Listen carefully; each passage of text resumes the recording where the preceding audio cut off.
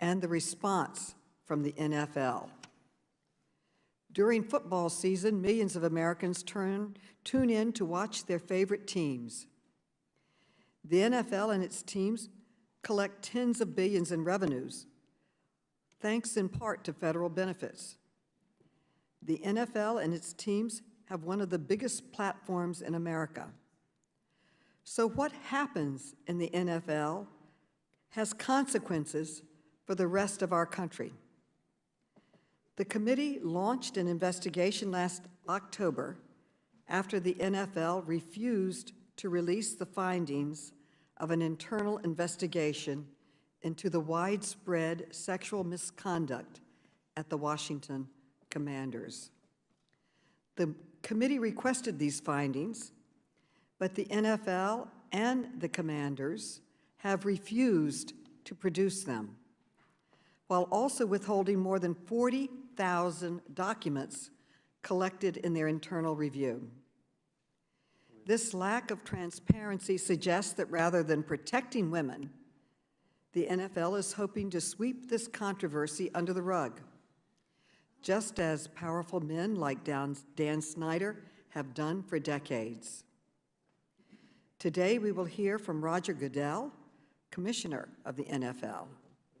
I am glad he is participating, and I hope we will finally get more transparency about what the NFL found and why Mr. Goodell has worked so hard to keep it secret.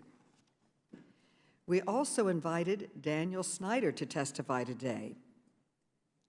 But rather than show up and take responsibility for his actions, he chose to skip town.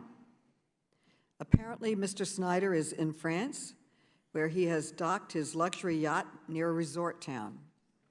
That should tell you just how much respect he has for women in the workplace.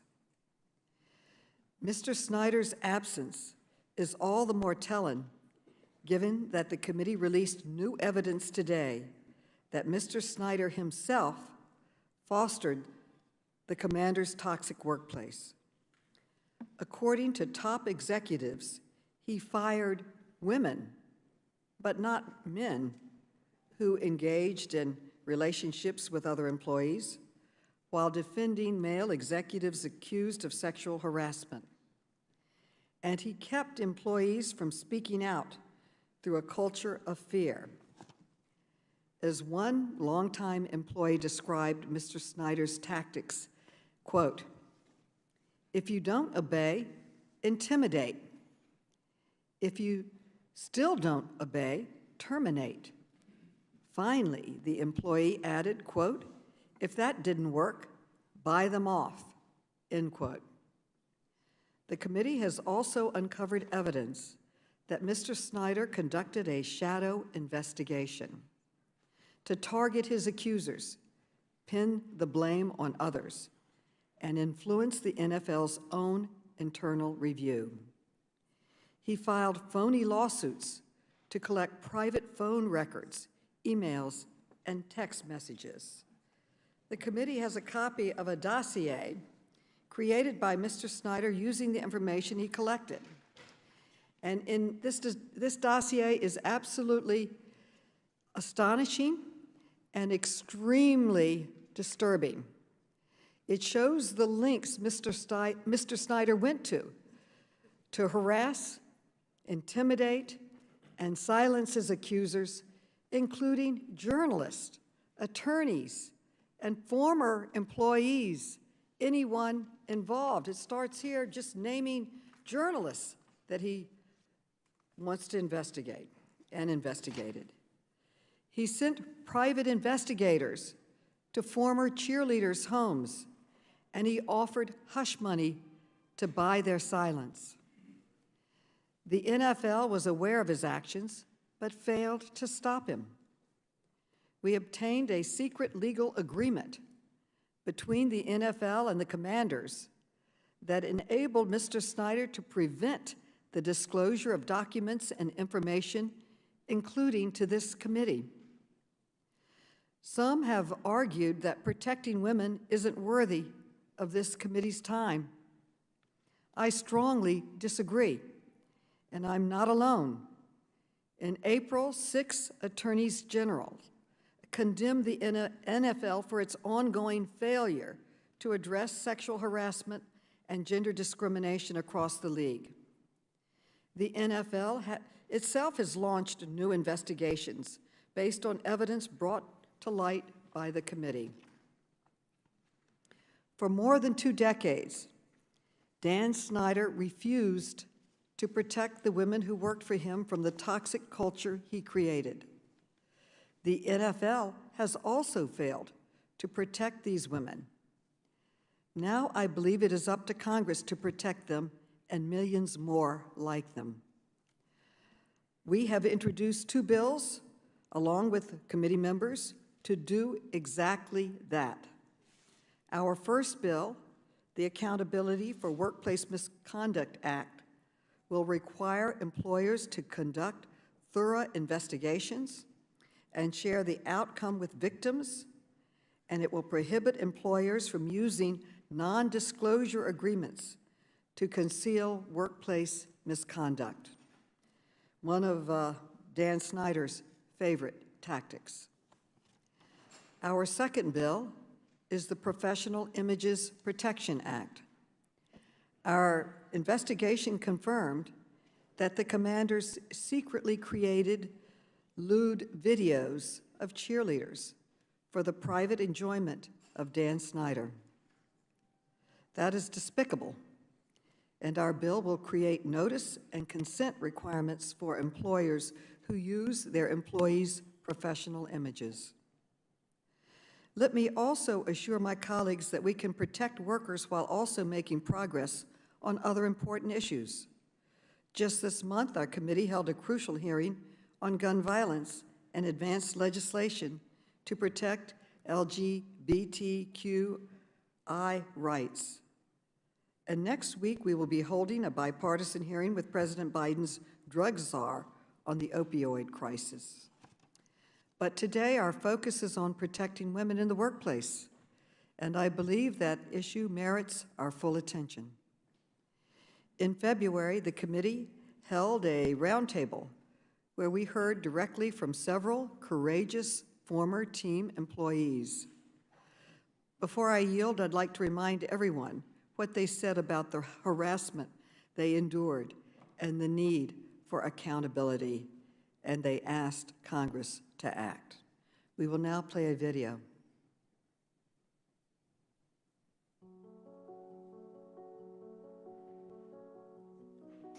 I experienced many work firsts there. First bonus, first promotion, first office potluck, first employee hire, first threat of physical violence by a supervisor, first hostile work environment, first public humiliation, first sexual assault. I learned that placing me strategically by the owner at a work dinner after this networking event was not for me to discuss business, but to allow him, Dan Snyder, to place his hand on my thigh under the table. Those that sit here today, and many others, came forward at great personal risk. We did our part believing that what we were doing would help employees across the country, but to our shock and our disappointment, the NFL did nothing. I stand before you here today, reliving these difficult memories to try to make a change for other women at the team, in the league, the industry, and the workplace. There are just some of the stories that the Washington football team and the NFL have tried so hard to hide.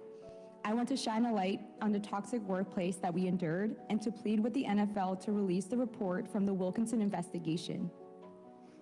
This is not just about the Washington football team and its employees. It's about the millions of women in workplaces across the country who endure harassment every day in our everyday lives. Today is when Democrats and Republicans can come together and ensure that what we experienced will not happen anywhere else throughout this country. Today is when we can make a difference and we can show the American people how impactful Congress can be. I now yield to my good friend, the ranking member, Mr. Comer, for his opening statement. Thank you, Madam Chair.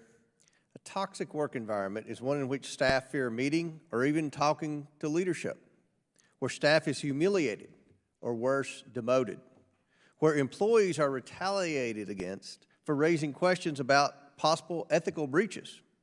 Now, where did this take place?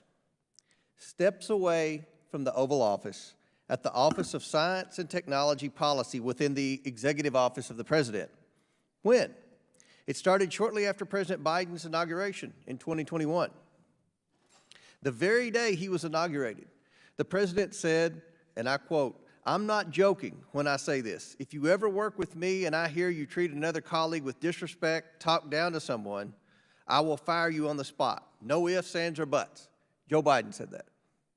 It did not take long for those words to ring hollow. The White House counsel's office had documented allegations for a year, but it refused to hold bad actors accountable. For all we know, the problems in the Office of Science and Technology Policy may still be happening. Have we had a single hearing about the hostile work environment at President Biden's top science office? No. Have Democrats even sent a single oversight letter about it? No. A core responsibility is of this committee to conduct oversight of the executive branch. But this entire Congress, Democrats have turned a blind eye to the Biden administration. Instead, the Oversight Committee is investigating a single private organization for workplace misconduct that took place years ago. Let me be clear. No one should be subjected to a hostile work environment, and bad actors must be held accountable. The workplace misconduct that is the topic of today's hearing has already been subject to investigations, fines, settlements, and very intense media scrutiny. New leadership has been installed and improved workplace policies implemented without congressional involvement. During the Democrats' so-called investigation, this committee has held a roundtable, 2 transcribed interviews, 2 depositions, and now this hearing. Democrats, whose top economic concern is that the NFL is not collecting enough money, even urged the Federal Trade Commission to open an investigation based solely on the testimony of a former employee with an axe to grind. Democrats' playbook is to focus on the past and ignore the present and future. All these taxpayer dollars and staff hours to reinvestigate what has already been investigated. No new punishments have been levied against the commanders due to this investigation because they have already faced consequences for their hostile workplace. No new relief has been granted to any of the aggrieved parties because Congress has no authority to provide relief in any of these instances. No additional workplace improvements have been made due to this investigation because, unlike at the Office of Science and Technology Policy, the workplace overhaul has already begun. I would ask why Congress must tackle the NFL football team's workplace and not a White House office or our own members, but I think we know the answer. Democrats are more committed to politics than our committee's mission. Our committee's mission is government efficiency and effectiveness. Our committee's mission is to protect taxpayer dollars from government fraud, waste, and mismanagement. Our committee's mission is to hold government more accountable. Instead of conducting oversight of the federal government, Democrats investigate the private sector. While our nation struggles under the weight of growing inflation and rising gas prices, Democrats are demanding oil and gas companies decrease production. They did it right here in this committee with the oil CEOs down there. Ro Khanna was the first one to ask each energy CEO, will you pledge to cut production? And now we know where the president's headed in Saudi Arabia right now. The chairwoman even subpoenaed the oil CEOs after they produced thousands of documents. While Americans are suffering from the effects of Biden's border crisis, including fentanyl streaming across the border and killing our teens, Democrats have examined paychecks for soccer stars and held numerous hearings to demonize the oil and gas industry and push their radical Green New Deal climate agenda. While mothers are struggling to find infant formula on store shelves, Democrats held a hearing on pet flea and tick collars. It's no surprise that a nonpartisan organization gave the Democrats an F in oversight. This committee is failing the American people. I urge the chairwoman to get back to the core mission of the Oversight Committee and do what the American people elected us to do. Conduct oversight of the federal government and the Biden administration, which is on a path to destroy America. Let's hold hearings and conduct oversight on the crises affecting Americans today. 40-year high inflation, skyrocketing gas prices, out-of-stock baby formula, a raging border crisis, surging fentanyl overdoses, and our tanking stock market. The American people expect us to be their voice in Washington. It's past time we start doing what we were sent here to do. And with that, Madam Chair, I yield back. The gentleman yields back. I now recognize the gentleman from Illinois, Mr. Krishnamurthy, for an opening statement. Thank you, Madam Chair. I'd like to address why we're here today. We're here because sexual harassment remains a big problem in the workplace. Even as we tackle other challenges in our country, we must end sexual harassment. Each year, millions of fans, including myself, enjoy the NFL. NFL teams, coaches, and players influence public opinion on sensitive topics, too. For boys and young men, that means taking cues as to how they should treat women. And for girls and young women, cues as to how they should be treated. That reality is why it's so important that the NFL holds itself to a, quote, higher standard, as Commissioner Goodell has said, and why the NFL must ensure that those who fail to meet that standard are held accountable. For the Washington Commanders, that reckoning, unfortunately, has not come. By its own admission, the NFL says that, quote, the workplace culture at the Commanders was not only unprofessional, but toxic for far too long. Numerous women have accused team officials, including the current owner, of sexual misconduct. Several years ago, another House Oversight Committee chair opened an inquiry into sexual harassment charges, that time involving USA Gymnastics, explaining that USA Gymnastics set the rules and policies that govern the sport of gymnastics and has a significant responsibility to its sport and athletes. That person was Republican Chair Trey Gowdy. We agree. And similarly, the NFL sets the rules and policies affecting pro football, and it too has a serious responsibility to uphold this sport. As one of America's most visible workplaces, the NFL also sets the tone for how employers handle sexual harassment. Our colleagues on the other side have raised a number of issues worthy of this committee's attention, from gas prices to the opioid crisis. We must continue to address those. But at the same time, we must tackle sexual harassment, not just for the sake of the Commander's former employees, but also for our constituents. Today, we must send a clear message that the conduct that took place in the Commander's organization is never acceptable, not in the NFL and not anywhere. Thank you. I yield back. The gentleman yields back. I now recognize the gentlelady from North Carolina, Representative Fox, for an opening statement. Thank you, Madam Chairman. Madam Chairman, I'd like to echo the ranking member's comments today. This administration is doing all it can to annihilate America. It's like Nero fiddling while the country burns. It's been widely reported that approximately 72% of Americans think the United States is on the wrong track. Chairwoman, with unanimous consent, I'd like to submit this NBC News poll for the record. Are we? So ordered. Thank you. Are we looking into what caused the 40-year high inflation rate? No. Are we examining how the FDA and Biden administration failed to address the baby formula shortage? No. Are we examining how and why teens are purchasing illicit drugs on social media, leading to a record number of overdoses? No. What about the crisis at the southern border? Are we doing anything to address the massive humanitarian and national security catastrophe? No. Instead, this is another day when this committee failed to do what the American people have elected us to do. Last week, we had a hearing on pet collars. Today, a hearing over a single NFL team about workplace conduct that occurred years ago. As the ranking member mentioned in his opening remarks, no one should be subjected to a hostile work environment. Bad actors must be held accountable. This hearing is just another example of Democrats failing to conduct meaningful oversight of the Biden administration and the ongoing catastrophes fueled by President Biden's incompetent policies. The NFL investigated this conduct, and ultimately the team punished the bad actors. The NFL is currently investigating additional claims made. As we sit here today, many American families are wondering how they'll find formula for their babies or formula-dependent children.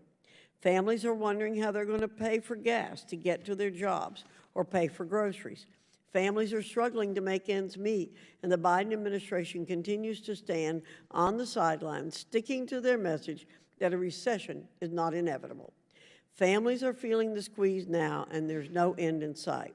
Children are suffering from extreme learning loss because Democrats bowed to the teachers' unions and kept schools closed for 18 months in some deep blue areas of this country.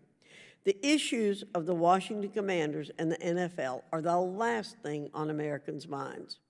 What is this committee doing to help families working to fix their wounded children and put food on the table? Nothing. We must reevaluate our priorities as members of the Oversight Committee and refocus our energies on overseeing the Biden administration and the federal government to ensure the American people are not left behind. Thank you. I yield back. The gentlelady yields back. Now we will introduce our witness. We will hear from Roger Goodell, the Commissioner of the National Football League. The witness will be unmuted so we can swear him in. Please raise your right hand. Do you swear to affirm that the testimony you're about to give is the truth, the whole truth, and nothing but the truth, so help you God? I do. Let the record show that the witness answered in the affirmative. Thank you. Without objection, your written statements will be made part of the record. With that, Mr. Goodell, you are now recognized for your testimony. Thank you. Good morning, Chairwoman Maloney, Ranking Member Comer, and members of the committee. I am Roger Goodell, Commissioner of the National Football League, and I'm here today to discuss the NFL's efforts to promote safe and respectful workplaces, including at the Washington Commanders. The Commanders are one of 32 NFL clubs, each of which is managed by its ownership and executives and have their own workplaces and policies. 2 years ago, the Commanders asked me to recommend independent counsel to address workplace issues and recommend changes to improve the workplace culture. We identified several candidates, and the club selected Beth Wilkinson, a distinguished former federal prosecutor. Approximately 6 weeks later, the club asked my office to assume oversight of the Wilkinson firm's work. The Wilkinson firm conducted a comprehensive review of the workplace at the club, interviewing more than 150 witnesses. As a result, we gained a clear understanding of what the workplace had been at the Commanders, how it had begun to change, and what further steps were needed to support our ultimate goal of transforming that workplace to one that is safe and productive for all of its employees. Let me start by expressing my gratitude to the men and women who shared their experiences during the investigation, and to Beth Wilkinson and her team, who did their work with the highest degree of integrity and professionalism. It required substantial courage for many to relive the painful experience and tell their individual stories. No one should experience workplaces like the one they described, especially not in the National Football League. I can say to every victim unequivocally that their willingness to come forward has contributed to a substantially improved workplace. It is clear to me that the workplace in Washington was unprofessional and unacceptable in numerous respects. Bullying, widespread disrespect toward colleagues, use of demeaning language, public embarrassment, and harassment.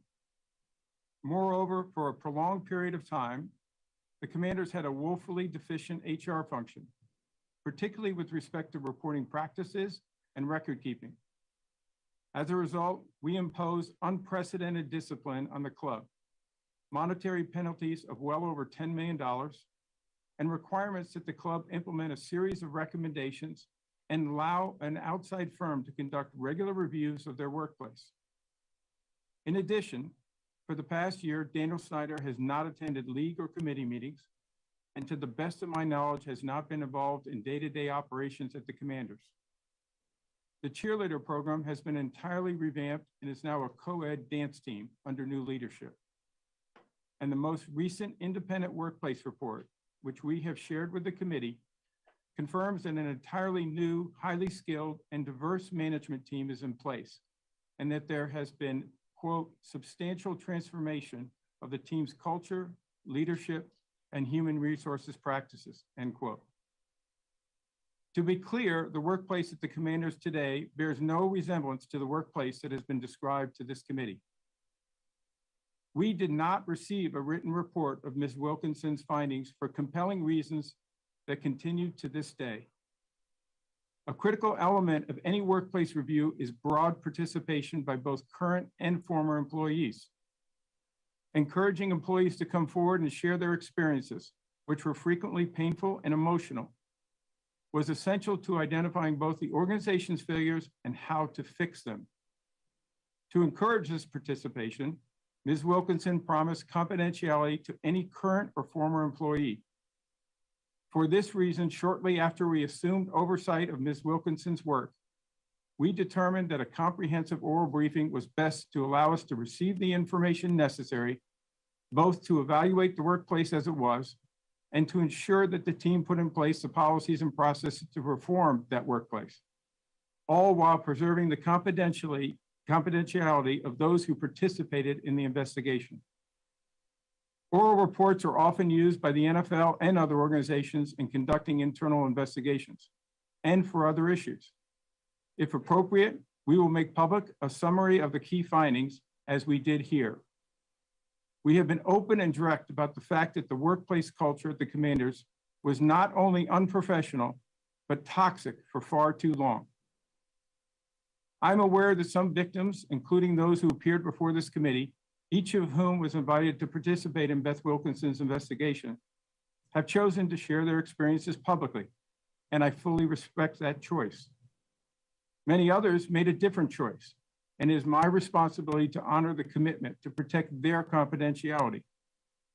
I am confident that should there be another investigation at the NFL or our clubs where similar discretion is desired, future witnesses will feel comfortable sharing their experiences, knowing that we do not go back on our word.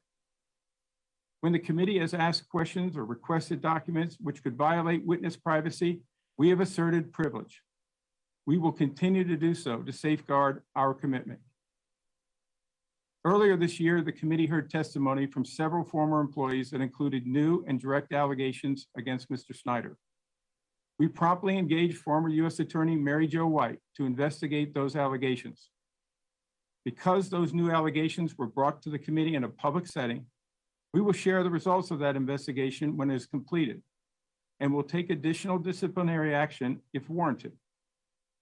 Since the committee opened its inquiry last October, we have fully cooperated, producing more than 460,000 pages of documents, responding to many written questions, engaging in numerous discussions with committee staff, and I'm appearing voluntarily today. We have not allowed the Commanders or its ownership or council to direct or make decisions regarding the work that was done by the Wilkinson firm, the work currently underway by Mary Jo White, or this committee's inquiry. Finally, I want to address the committee's review of non-disclosure agreements. Our policies do not allow a club to use an NDA to bar someone from participating in a league investigation, and nobody who wished to speak to the Wilkinson firm was prevented from doing so by an NDA. We also believe that people who come forward and want to maintain their privacy should be allowed to do so. The assurance that it was safe to participate and that people could rely on the promise to protect their privacy allowed us to do a thorough review and make the necessary changes in the workplace. I have been and remain committed to ensuring that all employees of the NFL and the 32 clubs work in a professional and supportive environment that is free from discrimination, harassment, or other forms of illegal or unprofessional conduct. Thank you for inviting me today, and I will do my best to answer your questions. Thank you for your testimony and for coming today. I now recognize myself for 5 minutes. Madam Chair, I have a parliamentary inquiry. The gentleman is recognized. Madam Chair, the U.S. Supreme Court case U.S. versus Watkins makes clear that Congress's investigative power must be related to and in the furtherance of a legitimate task of Congress. Especially in light of the testimony by Mr. Goodell, How does continuing this hearing actually relate to a legitimate task of Congress in the face of record high inflation, record high gas prices, a completely unsecured border, a fentanyl crisis that is killing more people between the ages of 18 and 45 than any other cause in the United States, a baby formula crisis, a tampon crisis? Madam Chair, the commissioner has just detailed in his own testimony that the Washington Commanders, Redskins, whatever you choose to call them, have been held accountable. They've made necessary reforms to the organization. You got a chair here from Mr. Snyder who told the committee he was not going to be here. The gentleman will suspend. But Madam Chair, what is the purpose of this? What is the purpose of this hearing? The gentleman will suspend. This is not about a stated parliamentary inquiry. That is the parliamentary inquiry, Madam Chair. What is the purpose of it? You can bang the gavel all you want, but I don't really care. What is the purpose of continuing this, Madam Chair? That is the parliamentary inquiry, and how does Congress's business actually be continued? How does Congress's business actually be continued by continuing this hearing? Co-sponsor. Okay. All right, I now recognize myself for 5 minutes for questions. The NFL's decision not to release the findings of an investigation into the toxic workplace culture at the Washington Commanders denied victims and the American people of a full accounting of what transpired at the team for the past 20 years. Today, the committee released new evidence documenting the toxic workplace at the Commanders, details that the NFL had not previously made public. We found that Dan Snyder refused to discipline coaching staff accused of sexual harassment. Instead, according to one executive, he tried to, quote, make the problem go away, end quote. We found that Mr. Snyder approved the firing of a cheerleader for having a relationship with a male team member, but took no action against the male employee. And we found that Mr. Snyder orchestrated a shadow investigation, sending private investigators to the homes of former employees, terrifying them, offering hush money, and compiling a dossier on his accusers. Commissioner Goodell, do you think this is acceptable behavior for the owner of an NFL team? Mr. Goodell. Chairwoman Maloney, that is exactly why we took this issue so seriously. It's exactly why we engaged an independent investigation with Beth Wilkinson and her firm. She had full access to be able to engage with anyone who Reclaiming my time, I have very limited time, and thank you for appearing and for your testimony. We don't know how much more information is still out there because the NFL has refused to make the findings of the Wilkinson investigation public. Commissioner Goodell, yes or no, will you commit today to providing this committee the full findings of the NFL's internal investigation while protecting the identities of the confidential witnesses? Mr. Goodell. We gave a summary report, Madam Chairwoman. The report was broad in its nature, but specific to the fact that the culture at the Washington football team for too long was toxic and incorrect. We made a commitment to protect their identities. We are going to continue to do that and make sure that we protect that for not only this investigation, but also... Respectfully, Mr. Commissioner, reclaiming my time, because we have limited time. You have claimed you are withholding this information because you are protecting the privacy of witnesses. But many victims, even in this room, and witnesses have publicly stated that they want this information to be released. And the NFL has made other investigations public, and I thank you for that, including the 2014 investigation into the workplace misconduct at the Miami Dolphins. Respectfully, Mr. Commissioner, for full accountability, we must have transparency. Mr. Snyder, of course, has refused to testify today, We thank you for making the Dolphins report public. We'd like to have the Wilkinson's report made public. And I'm asking you, what specific steps will the NFL take to hold Mr. Snyder accountable for refusing to testify before Congress? Madam Chairwoman, I do not have any responsibility for whether he appears before Congress. That is not my choice. That is his choice. Let me stop you right here. Mr. Snyder has not been held accountable. His refusal to testify sends a clear message that he is more concerned about protecting himself than coming clean with the American people. If the NFL is unwilling or unable to hold Mr. Snyder accountable, then I am prepared to do so. That is why I am announcing now my intent to issue a subpoena for the testimony of Mr. Snyder for a deposition next week. The committee will not be deterred in its investigation to uncover the truth of workplace misconduct at the Washington Commanders. Finally, I'd like to talk about how we're going to fix this problem. Not just expose it, but fix it. Last week, along with many of my colleagues, we introduced 2 bills to ensure that employers like Dan Snyder cannot abuse non-disclosure agreements to silence employees and cannot film their employees and use the films without their consent. Commissioner, do you support the intent of these legislative reforms? Yes, Madam Chairwoman, we've had an opportunity to be able to see your outline of this legislation, of both these legislation and concept. We certainly support it and be happy to work with your staff. While I have the microphone, I'd also like to say respectfully that Dan Snyder has been held accountable.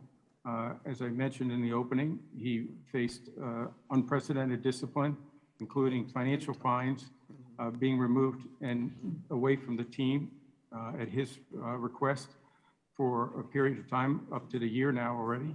And secondly, and more importantly, a transformation of that organization that has gone on in the last year, which is really important to the employees that are there now. And I hope because of the individuals that came forward in the context of this investigation, they helped us make those changes. And we accepted every one of the workplace recommendations by Beth Wilkinson.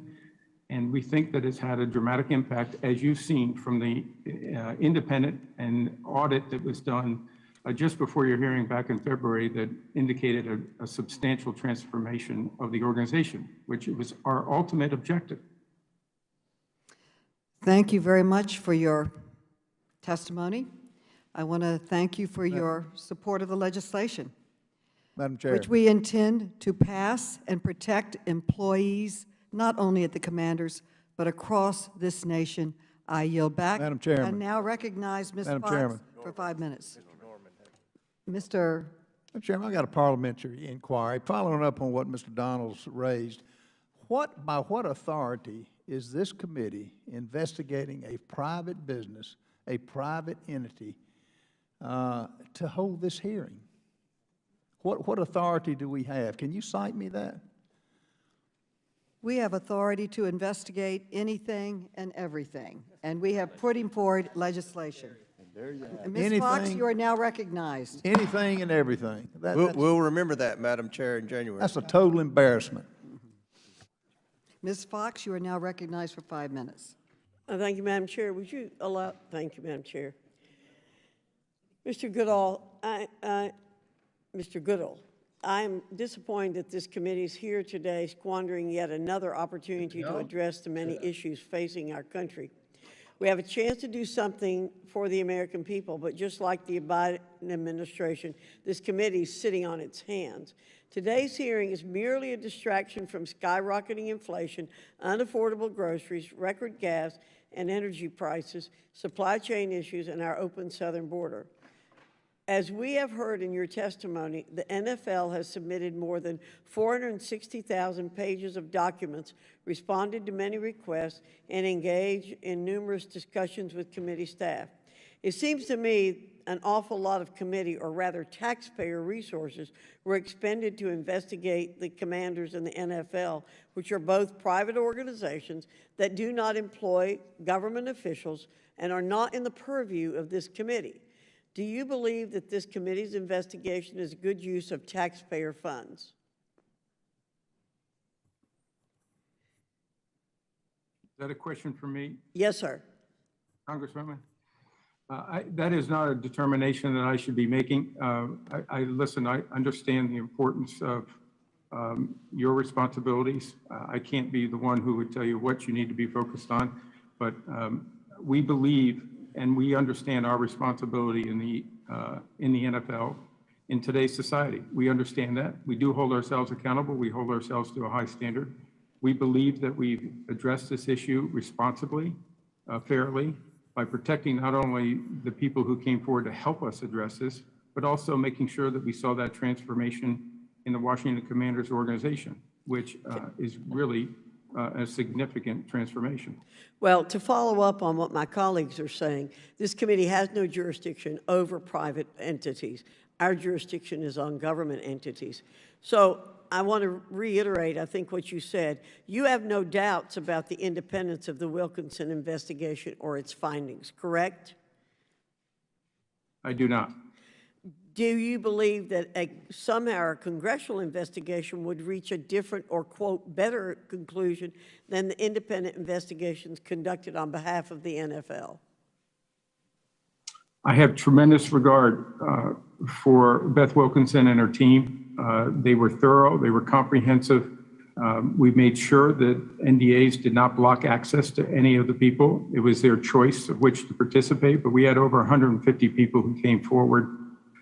We believe we understand what the environment was at the Washington Commanders for far too long, and it was unacceptable, unprofessional, and we dealt with that.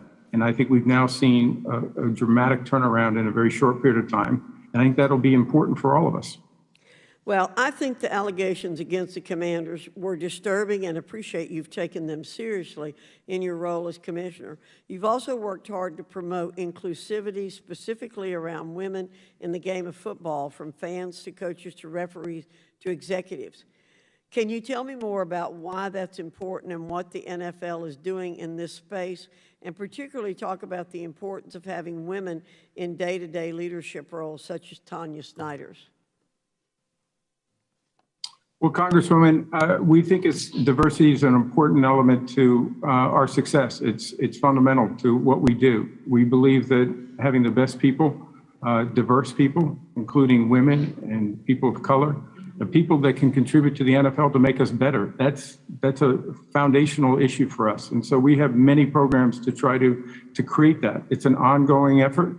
It will always be. We will never reach the goal line, as we say in football, but we do believe that we have made significant progress, but we're committed to making more progress. And I think the work that's being done here has made the NFL better, but I also think hopefully it's been a shining light for others to see that we have taken on our issues and made really significant improvement that people can see. I thank you for being here today and for testifying voluntarily. I yield back, Madam Chair. The gentle lady yields back, and before I recognize the gentlewoman from the District of Columbia, Ms. Norton, I would like to clarify what I said before. This committee has the authority to investigate conduct within Congress's legislative jurisdiction, and that includes protecting women in the workplace.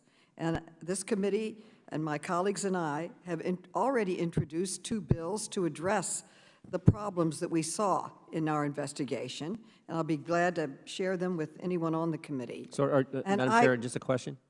I would, do you have a point of order? No, I just clarification. No, okay, clarification. So when you said you had the authority to investigate anything and everything, you didn't really mean that?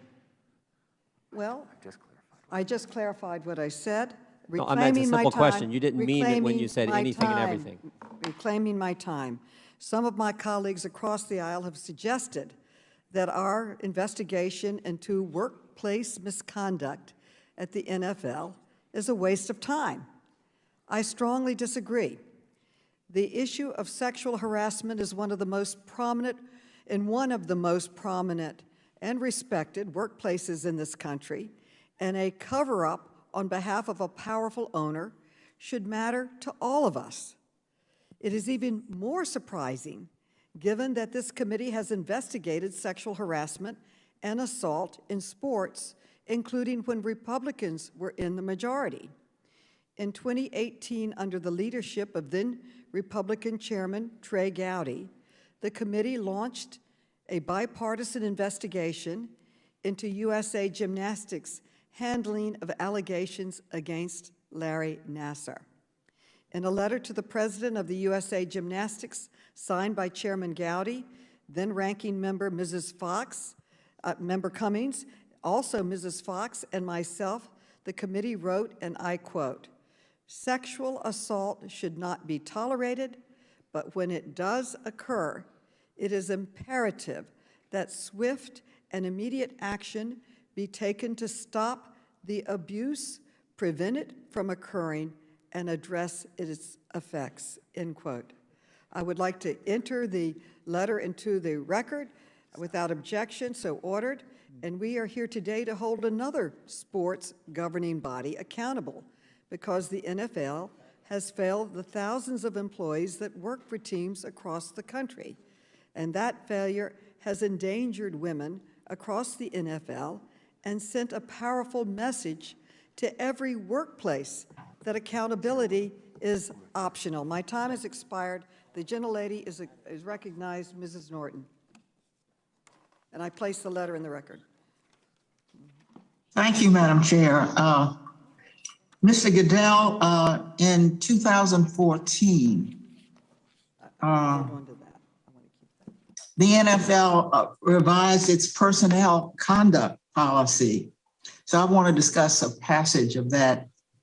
It said ownership and club or league management have traditionally been held to a higher standard and will be subject to more significant discipline when violations of the personal conduct policy occur. Mr. Goodell, can you briefly explain why the league holds owners to a higher standard of conduct?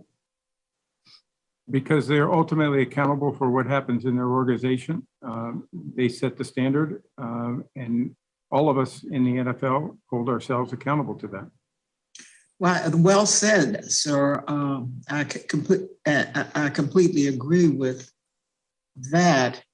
But Dan Snyder appears, with respect to Dan Snyder, it appears that did not happen. Before taking over the investigation, you admitted the NFL was monitoring the internal investigation, but as the committee investigation, our committee's investigation confirmed, in July 2020, allegations of potential misconduct by Mr. Snyder were known by the investigators in the matter you were monitoring. Mr. Goodell, did the NFL know about the 2009 allegations of sexual misconduct against Mr. Snyder before it took over the investigation? Yes or no? We did know about the 2009 allegations by July of 2000, excuse me. And we made sure that our independent investigator was aware of those allegations, and she was not blocked by NDAs. She had the ability to speak to anybody who was willing to come forward. It was their choice. She did speak to Mr. Snyder twice. So we were aware of that issue in that summer. So the NFL was monitoring the so-called independent investigation, yet it allowed Mr. Snyder to oversee the investigation of the team and his own conduct for at least 6 weeks before stepping in. Isn't that correct? I'm sorry, Congresswoman, I'm not sure I followed your questioning there.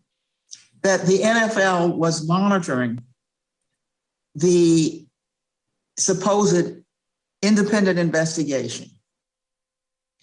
Yet, though you were doing that, the NFL allowed Mr. Snyder to oversee the investigation of the team and his own conduct for at least 6 weeks before stepping in. Isn't that correct? Congresswoman, I think I would try to clarify that, and I said it in my opening statement, is that we were asked to give recommendations for council to be able to look into the workplace issues. We gave them several candidates. They select Beth Wilkinson, which is an excellent choice.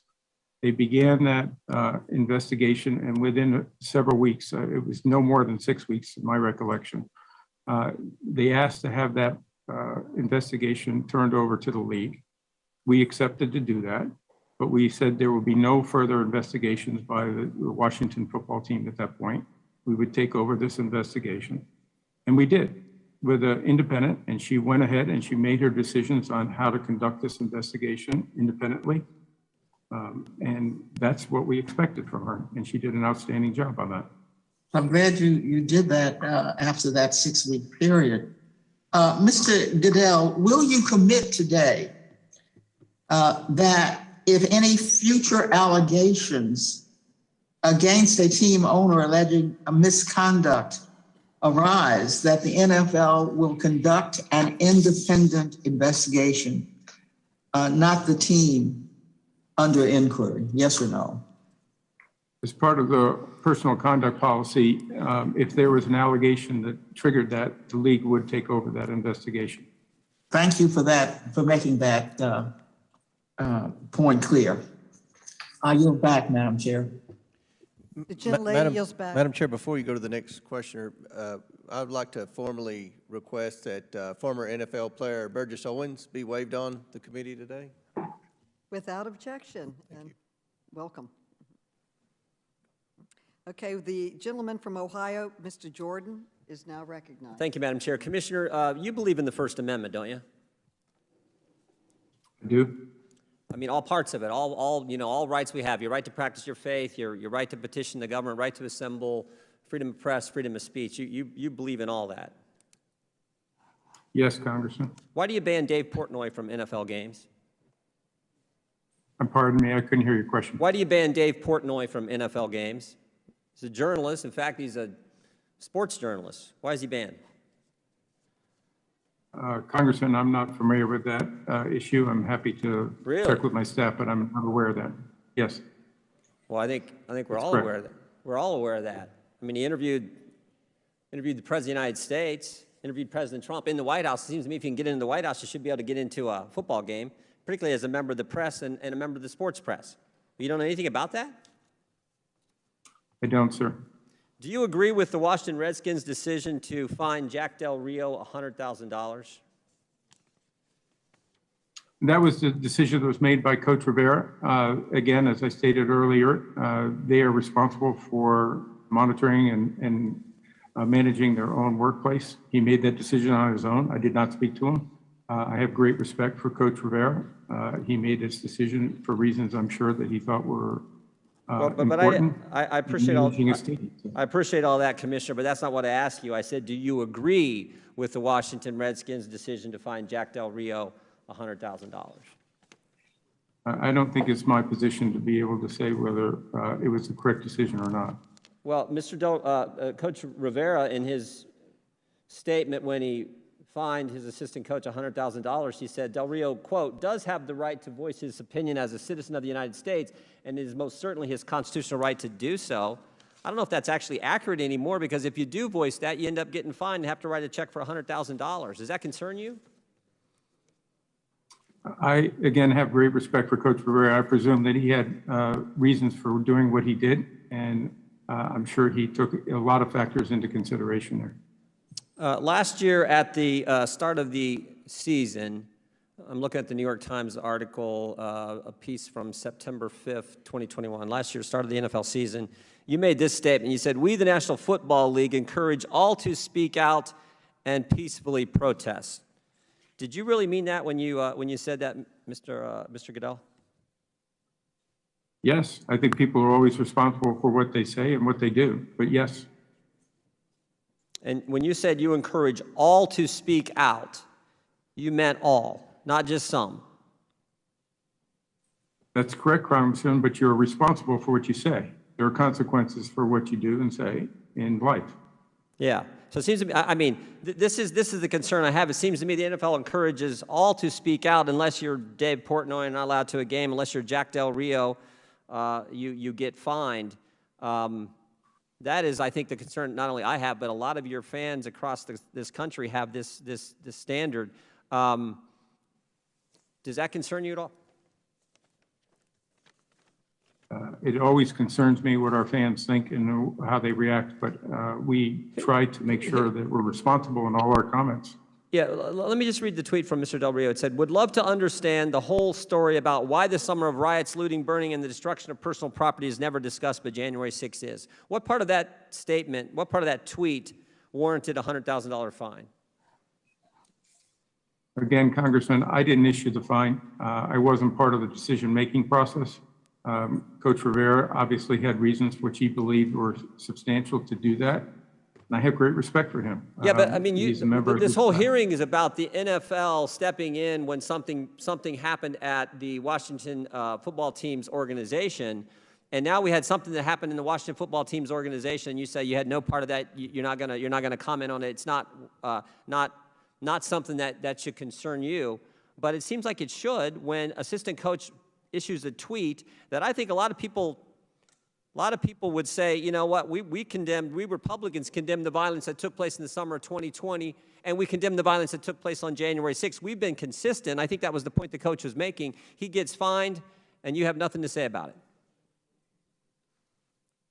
I am not going to interfere with the workplace decisions that a club makes on a matter like that. That is not something that rises to the occasion, such as the subject that we're talking about today, when you have a workplace that is obviously toxic and unacceptable and unprofessional. And no one supports that, but we do support the First Amendment. And I understand this is a private organization, but the chilling impact when speech is curtailed like this and you get fined for a tweet that you put out, I think that is a concern to all of us. That's why I raised it in the committee hearing today. Madam Chair, I yield back.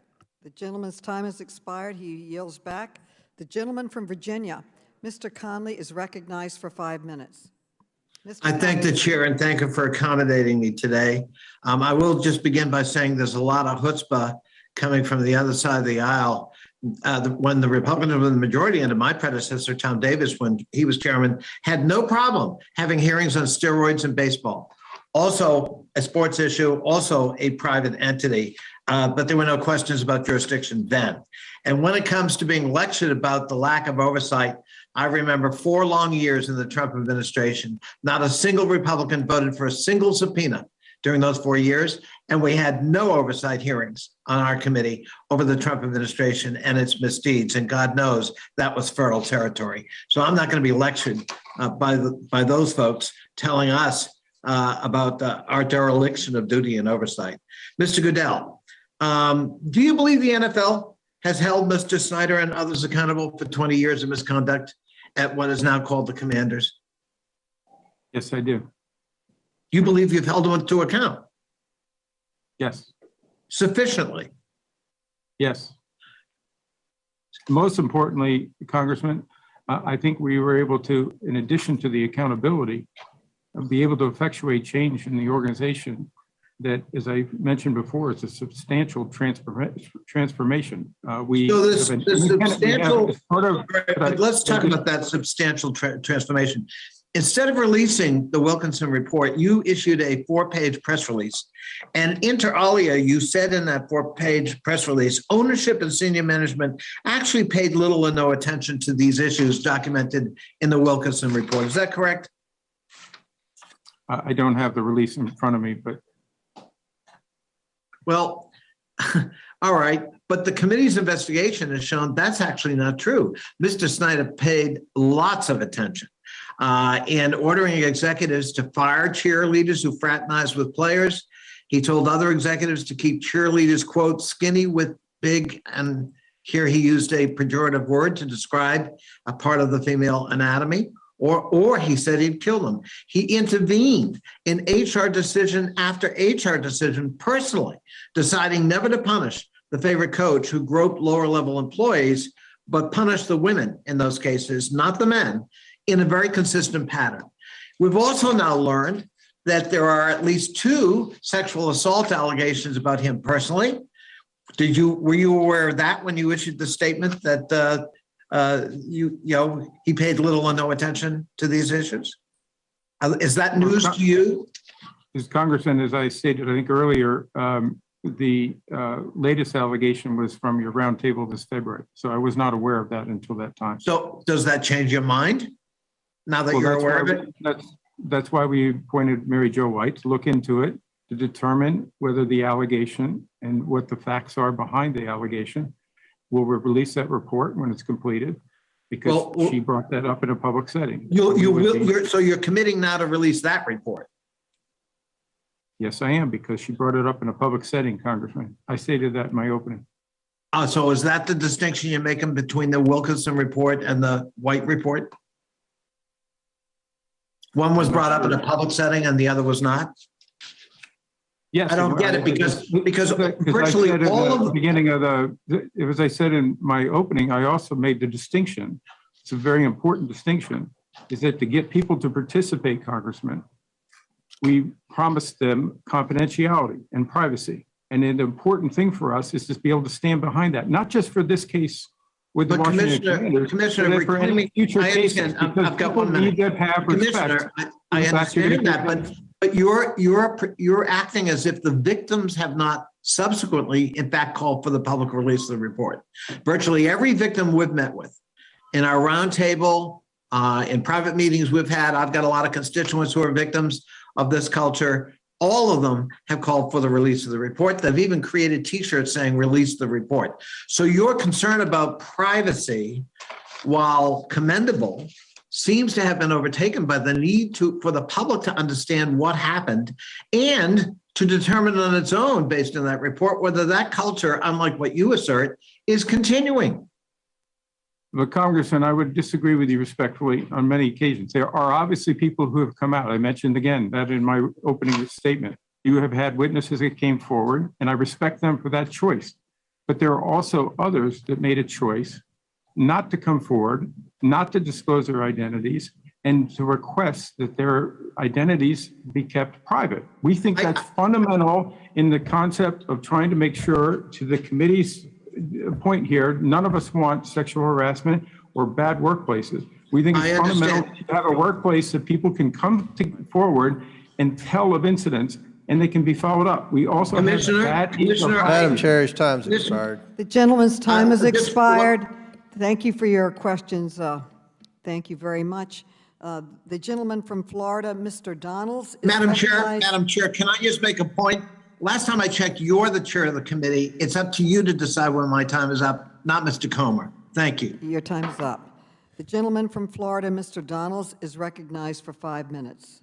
Thank you, Madam Chair. Look, I think it's important in this hearing to clarify a couple of things.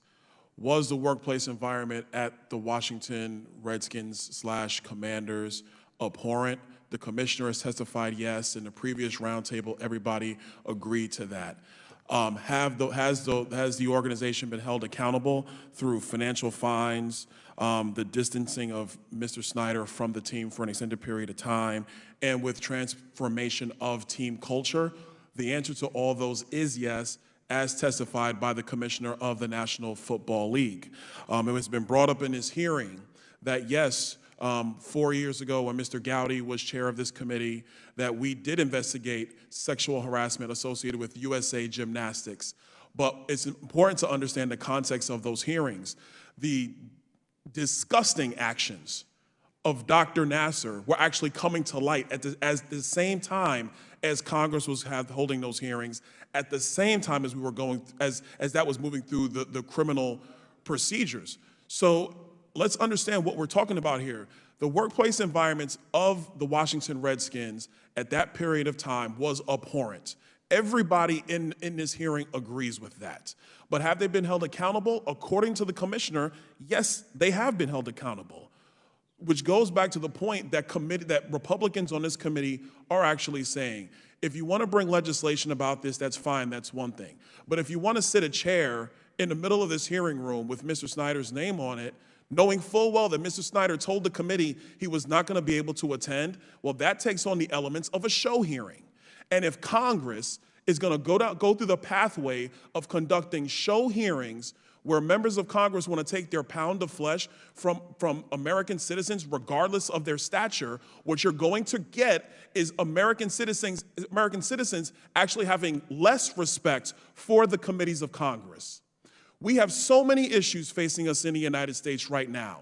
Gas prices are through the roof. I was just at the border for the 4th time last week. I've had 4 trips to the border. The President of the United States has never been. Meanwhile, fentanyl is coming into every community in the United States. It is killing people in our country between the ages of 18 and 45. It is the #1 cause of death. This committee has said nothing about fentanyl to this point. Not one word. We've not done it here. So I think if you're going to examine why Republican members are frustrated with this hearing, it is not about the conduct of the Washington Redskins. It's not about that conduct, because we found that conduct to be distasteful. But you have to also look at the facts that the National Football League, which is the entity responsible for the Washington Redskins, they've gone through that investigations. They've actually held the team accountable. So what are we doing now?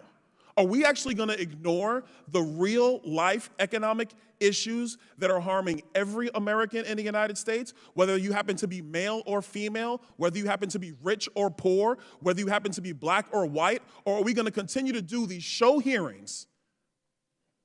Yes, while America struggles in the reality of Joe Biden's disastrous economic policies today in the United States. That is the ire, that is that is why members of Congress on the Republican side of the aisle are so confounded as to why we've hauled in the commissioner from the NFL. Look, I'm gonna be fully transparent with y'all. I ain't really got no love for the NFL, okay? You know, like, I don't really have much love for the NFL. I love football. I've had my issues with certain rulings that have come from the NFL. There's things that, Commissioner Goodell, I don't agree with your decisions on certain things that you've done in your tenure, but I'm not going to use my time as a member of Congress to grill you on that. That is your business as running the NFL. If the owners have a problem with you, let the owners deal with it. Me personally, I'm a Cowboys fan. So, you know, if the product on the field of the Washington Commanders is not good, that's great for me personally. But I'm not going to use my time as a member of Congress to grill that organization when they've already been held accountable by the governing body who was responsible for them, which is the NFL, which the commissioner of the NFL has already testified to today. So, Madam Chair, if you want to understand why members on this side of the aisle are frustrated, it's not about holding sexual harassment in the workplace accountable. It is not that. It is about us conducting show trials which distract us from the business Congress should be looking at. And with that, I yield back. The gentleman yields back, and I'd like to remind him that during the hearing with the cheerleaders earlier, you called for the release of the Wilkinson report, and I agree with you completely. We're still working to get that report released. It's a bipartisan effort with your call for it. The gentleman from Illinois, Mr. Krishnamurthy, is recognized for 5 minutes. Thank you, Madam Chair. Thank you, Commissioner, for being here today. Sir, I'd like to turn your attention to this chart I have here to my right. This chart shows us the length and detail of reports released after recent NFL investigations. On the far right is Deflategate, which examined the air pressure in footballs used by Tom Brady. And following that inquiry, you released a 243-page detailed report. Next to it is the Miami Dolphins sexual harassment inquiry, and after that you released a 148-page detailed report. And next to that bar is the Ray Rice domestic violence situation, where you released a 96-page detailed report following that inquiry. Now, with regard to the Commanders, unfortunately we received a 5-page press release, sir. Now, sir, you had mentioned that the reason for the press release as opposed to a detailed finding, as you had in the other cases, was because of privacy concerns. Isn't that right? That was one of the issues, yes. However, I have this 148-page Miami Dolphins harassment report that you did where you have redacted the names of various individuals out of privacy concerns. And so it is possible to release a detailed report and at the same time protect people's privacy, yet you chose not to do so in this particular case with the commanders. Sir, I'd like to turn your attention to 2009. You're aware that in 2009, Dan Snyder was accused of sexually assaulting an employee on a private airplane, correct? Am I aware of that? Yes, I'm aware of that allegation. And sir, Mr. Snyder settled those claims for $1.6 million, but he did not inform you in 2009 that he'd been accused of sexual assault, correct? I don't recall him informing of that, no. And failing to report such an incident under the league's personal conduct policy would be a violation of that policy, right? It's an element of the policy that they're supposed to report incidents that would violate the policy, yes. And moreover, the policy requires that the NFL handle all inquiries into sexual allegations, sexual assault allegations, not the team. However, in this particular case, the commanders themselves handle the inquiry. So that's yet another violation of the personal conduct policy. Isn't that right? Well, Mr. Chairman, this is something that our personal conduct policy has gone through changes over the last, I would say, last 15 years. Significant changes to take care and address issues that we see need clarifications. And clearly we made significant changes in 2014 with our personal conduct policy because we believe But the NFL is supposed to be in charge of the investigation, right? Today, that is absolutely correct, yes. And if the sexual assault allegations are substantiated, that assault would obviously be a violation of the personal conduct policy as well, because sexual assault is a violation of the personal conduct policy in the NFL, right? Yes, absolutely. Now, let me direct your attention to the case of Tiffany Johnston. She came before us and testified before me at the February roundtable and answered my questions, basically alleging that Mr. Snyder intentionally touched her in a sexual manner against her will during a work dinner. And that is why you hired Mary Jo White to investigate those allegations, correct? That is correct. And as you sit here today, you don't have personally, any knowledge of evidence that would dispute her allegations as you sit here today. That's an ongoing investigation that's being handled by Mary Jo White. She's very capable of doing that. And if it's she'll report back to me when she's completed the investigation, and we made a commitment. If it is substantiated, Ms. Johnston's sexual battery claim would certainly warrant further disciplinary action, correct? It's an ongoing investigation, so it would be inappropriate for me to comment on that. But we've said before that we would consider discipline if the results of the investigation warranted. So let me ask you this. You called the commander's workplace not only unprofessional but toxic for too long. Sir, in your view, is Dan Snyder's behavior and the workplace culture he created and fostered one of the worst and most toxic you've seen in your time as commissioner and your decades of service with the NFL? I have not seen a workplace in the NFL that is anywhere near what we saw in the context of that period of time for the Washington Commanders. Sir, with all the challenges we have going on as a country, why is it important that we still put an end to sexual harassment and the toxic work environment at the Washington Commanders? The gentleman may answer, but the gentleman's time has expired. You may answer, but his time has expired. Yes, Mr. Goodell, go ahead. I think we have made those changes, and as I said, it's verified by independent auditors that the changes have been made in the organization, and we'll continue to do that. But I don't think any of us want to have workplaces that are not safe, not allow all of our employees to feel safe and to be productive without harassment or without discrimination or any other issues that would be negative in a professional workplace. Thank you. The gentleman from Kentucky, Mr. Comer, you are now recognized for 5 minutes. Thank you, Madam Chair. Before I begin my questions for Mr. Goodell, I'm going to have to correct the record once again for Mr. Conley. This is becoming a habit. I believe, Madam Chair, he's hanging out with Adam Schiff too much here lately. He just keeps making things up. In 2017, when the Republicans were in control of this committee, we had 112 Trump administration witnesses testify. In 2018, Republicans still in control of this committee had 59 administration witnesses. That was during the tenure of Chaffetz and Gowdy. In 2019, when the Democrats retook the majority, you had 80 Trump administration witnesses testify. This year, now that Biden's president, you've had only 36 low-level career civil servants testify and no cabinet secretary. So I want to correct the record on what Mr. Conley said. That was completely false. Commissioner Goodell, when did you learn this committee was investigating the Washington Commanders? I'm sorry, Ranking Member. When did you learn this committee was investigating the Washington Commanders? I believe it was late October of last year, 21. Were you surprised? Yes. Why? Because I thought we had handled this situation in a way that was responsible for a workplace. We had, as I said, implemented unprecedented discipline. Right. We had made the changes to to transform the workplace. Let me get this right. One reason you were surprised is because the NFL took action and held the bad actors accountable, and another reason would probably be because Congress really has no jurisdiction over the day-to-day operations of the NFL. The committee Democrats asked the NFL to produce documents, correct?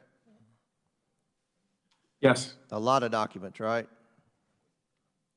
I think we're over 460,000. 450,000, nearly 500,000 documents. Would it surprise you, Mr. Goodell, that committee Democrats haven't sent a single document request to the Biden administration about the infant formula shortage? But they've requested 500,000 documents from the NFL. Does that surprise you? I'm not sure I have a point of view on that one. I was only focusing on what the NFL was requesting. The Democrats haven't even, I just make this point, sir, the Democrats haven't even sent document requests to the Biden administration about the botched withdrawal from Afghanistan or the COVID origination or the impact of school closures on kids or what they're doing about the illegal immigrants and fentanyl streaming across the southern border, or about skyrocketing inflation, energy prices. Not one request on these problems. I think that's what the people in my district in Kentucky care about, and I'm pretty sure that's what most people in America care about. But, Commissioner, you had Beth Wilkinson conduct an investigation into the workplace conduct of the Washington Commanders, and Mary Jo White's in the midst of a related one. You've already stated that. And you've also stated the Commanders have made dramatic improvements at its organization. Is that correct? Yes. So why are we here? Why do you think we're here today? Because that's what a lot of the people on my side of the aisle, the Republican members, minority members, why are we here? Why do you think we're here, sir?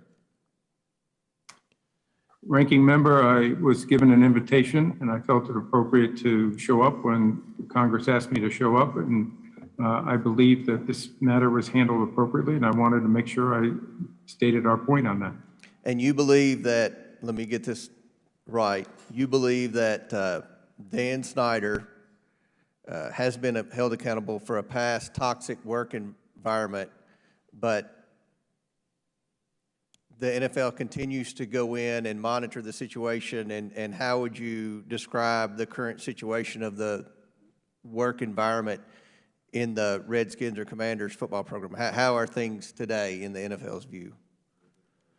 Well, Ranking Member, it's not just the NFL going in. More importantly, it's an independent organization, Vestry Light, that is auditing, goes in and is meeting with employees, going through processes, checking with HR. Again, we had very woeful HR processes for too long in that organization. They've been implemented into the organization now. It is actually a very professionally run organization from an HR standpoint. I think employees, from the reports that I've seen in this, that you also have a copy of, employees feel comfortable with the environment and the workplace. They see a dramatic change. And I think that the changes that the commanders have made, including implementing new executive leadership from President Jason Wright to the coach Rivera, I think you see a dramatic change in the organization. And Dan Snyder made those hires. Dan Snyder made those changes. But I also believe that Beth Wilkerson's recommendations to the workplace, the 10 recommendations she made, were very important to implement. And that's why we have ongoing oversight to that to make sure that that continues, which I think is the most important objective when we began this, is not just the accountability, but really to make sure that we change the direction of this workplace and make sure that it was safe for our employees. Very good. Gentleman's time has expired. Thank you. The gentleman from Maryland, Mr. Raskin, is recognized for 5 minutes. Thank you, Madam Chair. After the Washington Post expose of decades of sexual harassment at the team, Dan Snyder announced he'd be conducting an independent investigation into the toxic workplace culture. But then, when allegations surfaced implicating Mr. Snyder himself, the NFL said it was taking over the investigation. So far, so good. But then in September of 2020, Mr. Goodell, you entered into a secret common interest agreement with Dan Snyder's team to share information about the investigation, which included an investigation into his own conduct. But you never told the women who were participating in interviews with Ms. Wilkinson that there was this secret agreement to share information. So now Mr. Snyder got access to these interviews. How is that protecting the privacy and confidentiality of the women, which you have asserted is your key value here? Well, the common interest agreement, and I'm not an attorney, is a legal document that helped us transfer the commander's investigation to the league investigation. It is an agreement that did not prevent us from sharing information. No, it guaranteed that you would share information, right? No, it allowed us to make sure that we could continue the investigation with Beth Wilkerson so that she would not have to go back and have to meet with some of the people she had already met as witnesses and have to go through that entire process again. Okay, But let me nothing in that common interest agreement. And by the way, I'll just point out too that common interest agreement was entered into just a couple of weeks after we took over the investigation, when it was clear, before it was clear that this committee was even focused on this issue. Well, right, this committee has nothing to do with it. The point is that Mr. Snyder had access to all of the interviews of the women whose confidentiality interests you're now purporting to assert. I'm puzzled by this too. Why would you pay hundreds of thousands or millions of dollars to investigate sexual harassment in a toxic workplace environment, but then publish no written report about it? You had a 243-page written report on Deflategate, as my colleague from Illinois pointed out, and you had another published report about sexual harassment with the Miami Dolphins where the names were redacted, where people felt there was a confidentiality problem. Why wasn't redaction sufficient to protect the anonymity of the women who were involved in the case of the Washington team? Congressman, if I may, I just want to, I think, clarify something. To my knowledge and my understanding is Dan Snyder did not have access to those interviews that Beth Wilkerson had done, even while the team was overseeing that. So you're saying he's never seen those interviews, you're saying? Not to my knowledge, and I don't believe so. Okay, why wasn't redaction sufficient to protect the anonymity of the women being interviewed in the case of the Washington team when it was sufficient in the case of the Dolphins? In the case of the Dolphins, my recollection was no one had asked for any confidentiality. Not only did in the Washington no, they did matter, because their names were redacted. Can I finish? Please. Not only in Washington, not only did they ask for confidentiality in many cases, we also promised them confidentiality. Yes, that's what redaction is for. Okay, that's what redaction is for. Redaction doesn't, Congressman, with all due respect, redaction doesn't always work in my world. I promise you. Okay. We need to take extra steps to make sure these people who did come through and courageously come forward. All right. I got to reclaim my time here because I got another question for you. Between August of 2020 and April of 21, while the Wilkinson investigation was taking place. Dan Snyder conducted a parallel investigation of the women who spoke out, and he filed 10 lawsuits in 7 states around the country in an effort to expose and undermine those women who had allegedly participated in the Washington Post series. One federal judge described Snyder's legal actions as, quote, an effort to burden and harass individuals formerly associated with the team who may have acted as sources for the Washington Post, adding that the subpoenas that he issued were, quote, being done for what the court perceives is an improper purpose to discover the sources for the embarrassing and damning Washington Post story. So, did you do anything to try to stop Dan Snyder from harassing these women in court after they'd been sexually harassed? And do you condemn this action by Mr. Snyder? I think any action that would discourage people from coming forward would be inappropriate and absolutely wrong.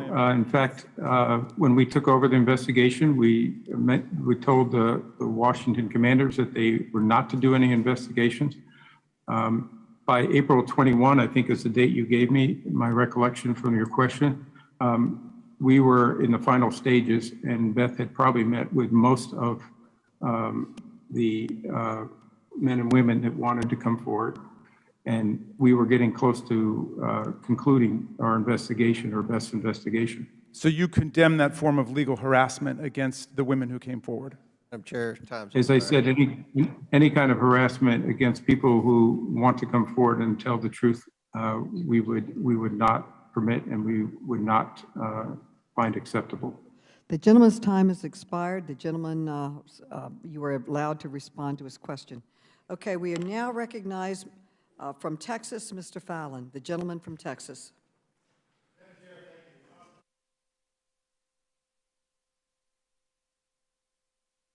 Commissioner, thank you. I want to be frank with you. I'm angry and I'm concerned.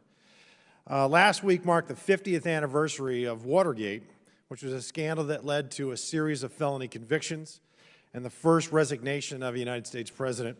And it tore at the very fabric of American society. And a scant 7.5 years ago, another scandal rocked our nation, threatening the very core and foundation of our republic.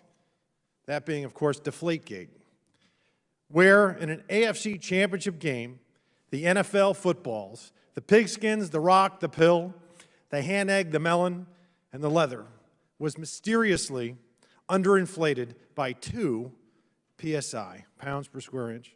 This led to a multifaceted investigation, months long, thousands of dollars spent, where the GOAT, Mr. California Cool, the real Slim Brady, the master of the tuck, the Lord of the Rings, Tom Terrific, Tom Brady was suspended by the league. Mr. Commissioner, I'm sure you're aware that many in New England worship Thomas Edward Patrick Brady Jr. as a demigod of sorts. And being a New England native myself, I don't blame him one bit. So my point here, sir, is that this country simply can't afford another scandal, particularly a preventable one.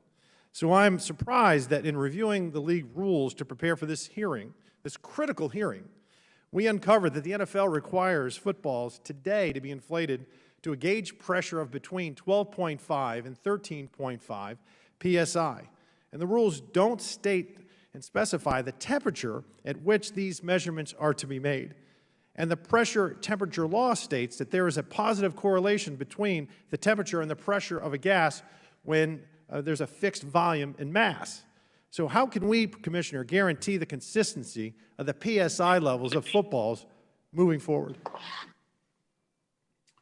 Well, Congressman, it's been quite a while since I focused on this issue, but I'll tell you, our procedures now are that our game officials make that check prior to the game. And so they are the ones that do that individually, and then the balls are under protected order from that point on. They are not allowed to be tampered with from that point on. So I think hopefully we found that consistency and make sure that the rules apply to everyone and that they're applied equally. And Commissioner, are you currently in New York City? Yes, I am. All right, so you're at sea level, and we're here in Washington, D.C. at sea level. So, sir, what do we do in Denver at Mile High Stadium with 5,280 feet high above sea level? And how do we account for the variances that could and do occur when there's differing atmospheric pressures vis-a-vis the PSI in your balls? Well, Congressman, it's one of the reasons why, and several of your colleagues have mentioned, that we had a lengthy report following Deflategate. And the reason why is because we had several studies that went 50 pages or more talking about these exact issues. I can't recite exactly what they were at this point in time, but they considered altitude, they considered temperature, they considered all those issues in the variance. That's why that report was so lengthy. It's because we wanted to put those procedures out, as well as the research that went into that. Well, Mr. Commissioner, I'd like to offer my sincere apologies because this hearing, as I said earlier, I'm angry and upset because this hearing is a sham, and it's a farce, and it's a clown show, and it's a terrible waste of your time as the CEO of a multi-billion-dollar privately held enterprise. It's a waste of this committee's time, and worst of all, it's a waste of the American taxpayers' time. We're here suffering inflation at a 41-year high, 8.6%, gasoline at $5 a gallon, highest than it's ever been in our history. We have a southern border wide open, more porous than in 250 years, and the drug cartels are making record profits, and this unchecked narcotics trafficking has fueled an opioid crisis, which is directly responsible for the deaths of 100,000 Americans. And early, that's why I mentioned I was angry and I'm upset. And we're here harassing the NFL, and I might add, engaging in a partisan, bizarre witch hunt of an NFL team and trespassing without just cause into the internal affairs of a privately held entity when we face these other crises on multiple fronts. Quite frankly, it's disgusting, it's a disgrace, and Madam Chair, we can and must do better. I yield back. Thank you, Mr. Fallon. And we're going to have the ONDCP director next Monday, so you can direct those questions about the drug trade to him. We are going to now call on Mr. Khanna for his 5 minutes of questions. Thank you, Mr. Chairman. Thank you also to you, Representative Krishnamurthy, Chairman Krishnamurthy, for your leadership on these issues. I know you've been advocating and leading on these issues for a number of years, just to have basic equality in all our workplaces. Thank you. Chairman Goodell, I'm of course, 49ers fan. I represent Silicon Valley, and I'm a fan not just of the team on the field, but I am sure you know Hannah Gordon there, who's a senior executive, and she has participated on a number of panels, actually, in Silicon Valley about creating a workplace that empowers women, about making sure that women have equal pay, about tackling issues of childcare, about tackling issues of discrimination. And she's, I think, extraordinary. She's really helped shape the culture of the 49ers. And so my question for you is, do you look at clubs like the 49ers and extraordinary leaders like Hannah Gordon in seeing what best practices may be for all the clubs in the league? We absolutely do. Hannah Gordon was actually a former employee of ours. She is outstanding. She is a true professional. She made a difference here in our organization, and she's doing that again with the 49ers. I have nothing but respect for her. But as part of the changes that have happened over the last several years is an elevation, I would call it, of sharing of best practices amongst all our clubs from this office as well as the 32 clubs. As we stated earlier, they all have their own workforces and workplaces. Those are their prerogative, but we do believe that understanding and sharing is an important element to making sure we have better workplaces. We also, at the league level, have had many times where we require certain training mechanisms. Some of that came out of 2014 with respect to domestic violence and sexual assault. All personnel are required to go through annual training. In addition, we've made sure that sexual harassment is a requirement of all personnel in the NFL. That includes clubs, leagues, owners, commissioners, so that we can do everything we possibly can to make sure that our workforces are and workplaces are safe and people have a full understanding of what's expected of them. I appreciate that, and I hope you'll look not just to Anna Gordon and the leadership on issues of gender equity, but the 49ers in my district have provided STEM education for people left out. I guess my point, Chairman Goodell, is I know people are focused on the legal issues, but you know this better than I do, that if you look at the top 3 or 4 shows that the American public watch, I was shocked when I realized this. It's Sunday Night Football, Monday Night Football, Thursday Night Football. NCIS is the only one that competes. And I think you would agree that given the cultural significance of the NFL, and I grew up as a football fan, many of us on Congress are football fans, I think there's a higher bar where what you do really matters to shaping the culture of the nation. And I guess my request and my plea to you would be to realize that responsibility, obviously on issues of gender, of issues of equality, of issues of helping get young people involved in STEM and education, and just realize that, you know, you have a huge platform and make a big difference to the culture of the country. And that's, I think, the spirit of these hearings, as opposed to some legalistic dispute, is just what can you do with the platform you have. Congressman, I could not agree with you more. We take that responsibility seriously. We understand the impact we have in our communities as well as nationally and even globally. And that's why we have worked hard to try to meet that standard. We're not perfect, but we work hard to, whenever we see something that we can improve on, we dig in and we do our best to make sure that we're a leading voice and an institution that people can look to say, they're doing things the right way. And I appreciate your comments. It's well beyond gender, to your point. It's diversity in general. It's making sure that we do everything in our communities, including making sure that our communities are addressing the difficult issues that some of you have talked about today, and making sure that our teams are playing an active force in some of that, whether it's our work on how do we get people to vote. Our clubs are actively using their facilities, are actively using their platform in which to encourage people to get out and vote. I appreciate that. Thank you for your time. Thank you, Mr. Chairman. Thank you, Mr. Khanna. And now I'm going to be calling on Mr. Grothman for his 5 minutes. Thank you. It's just, as was just pointed out, Mr. Goodell, you have attract tens of millions of dollars from Americans who watch your games every week. You've got a large captive audience. Would you agree the NFL has a tremendous amount of power and ability to influence American culture? Yes, Congressman, I think I just made that point. I agree with you. I'm a little bit troubled by your embracement of what I'll call left woke anti-American propaganda, way exaggerating any amount of racism in America.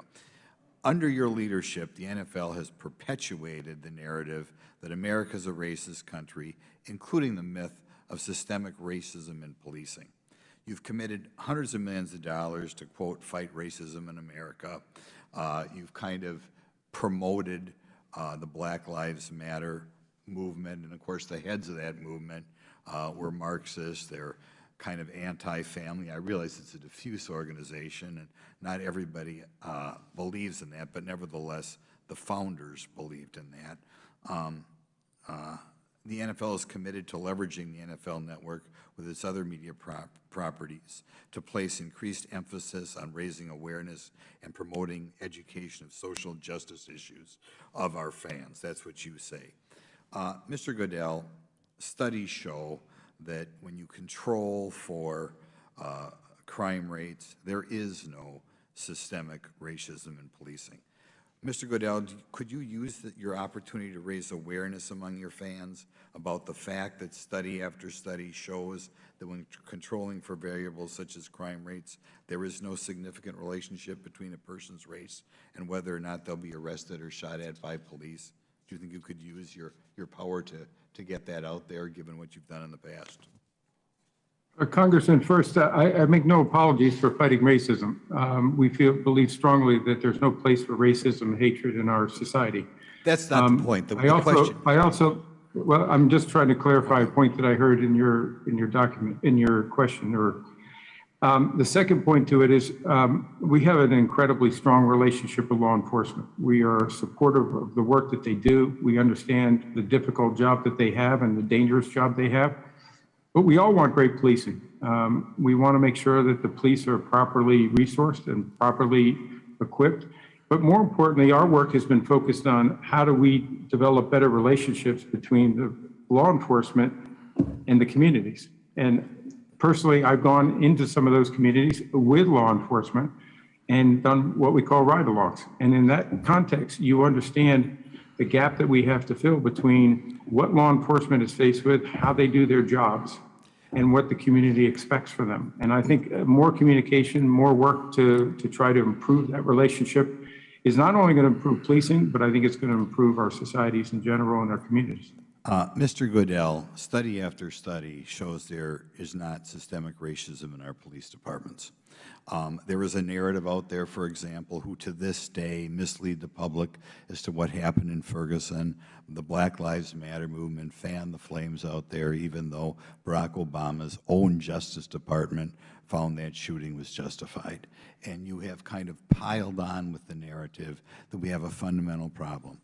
Will you do what you can to use your mouthpiece, given the damage I think you've created in the past, to straighten out the record with regard to racism in our police departments? Well, Congressman, with all due respect, I think, again, we've been incredibly supportive of law enforcement, and we'll continue that. So I'll give you another question. I'll give you another question. Okay. And this is on the internet, and you never know what you can believe on the internet. I look at the internet, and we see that you're making about $64 million a year. Not as an owner, not as somebody who's taking personal risk, not somebody who has to block or tackle or risk your body. To a certain extent, the NFL is profitable because they shake down cities, tell them we're gonna leave your city unless you build a big, hundreds of millions of dollars of stadium. Do you think it's appropriate, given the monopoly the NFL has, that you have no personal risk, either physical risk or financial risk in your job? Could you comment on that $64 million salary? Congressman, I started as an intern nearly 40 years ago in the NFL, I am very fortunate to have made a career of being at the NFL. It's an organization I'm proud of. I'm happy to have had the opportunities that I've had, and people have mentored me and given me those opportunities. My compensation is something that is determined with discretion from the ownership. They make that determination. I am very fortunate to be here in this job.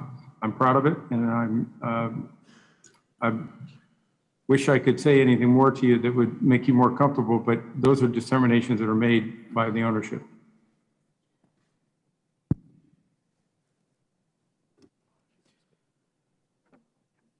Thank you. Thank you for the questions, Mr. Grothman. One thing I just wanted to clarify, the Commissioner said that the difference between releasing the Miami Dolphins report and the Wilkinson investigation is that witnesses in the Miami Dolphins case did not request their identities to remain confidential. That is not correct. According to page 54 of the Dolphins report, it says witnesses, quote, specifically asked that their identities remain confidential. A few even seemed to fear potential retaliation for cooperating with our inquiry, and we honored their request, close quote. I'd now like to recognize the gentlewoman from Ohio, Ms. Brown, for her questions. Thank you. Thank you, Mr. Chairman, and I appreciate this committee holding this hearing. Commissioner Goodell, you have repeatedly touted that the NFL should be held to a high standard, and I applaud you for that. You have also assured us that when the NFL took over the investigation of the Commanders, it was to, quote, provide greater public assurance of the integrity and independence of this investigation. And yet, it's been reported 8 days after the NFL assumed oversight of the Wilkinson investigation, it signed an agreement with the Commanders.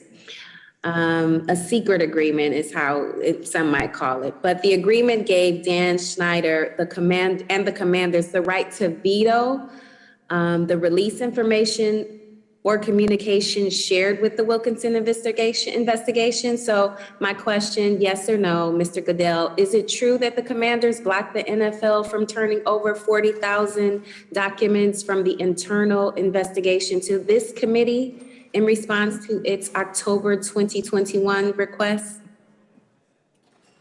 Congresswoman, sorry, this was a legal agreement that allowed the transfer of the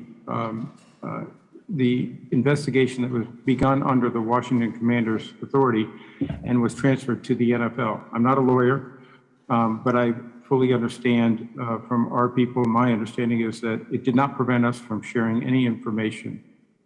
Just reclaiming my time, is that a yes or a no, Mr. Goodell? I'm sorry. It's the answer to my question. It's neither. I'm trying to bring clarity to the question. Okay, I'm going to respectfully reclaim my time. The NFL, it's also been reported that the NFL stood by while Mr. Snyder ran a shadow investigation, deploying private investigators to the homes of his accusers in an effort to intimidate them while he offered them hush money to buy their silence. Mr. Goodell, did you or anyone from the NFL tell Mr. Snyder or his attorneys to stop using private investigators? Yes or no, please? We, as soon as we took over the investigation, we made it clear to them that they should not be investigating any of these matters. Secondly, we asked that the commanders reach out to current employees as well as former employees to encourage them to participate.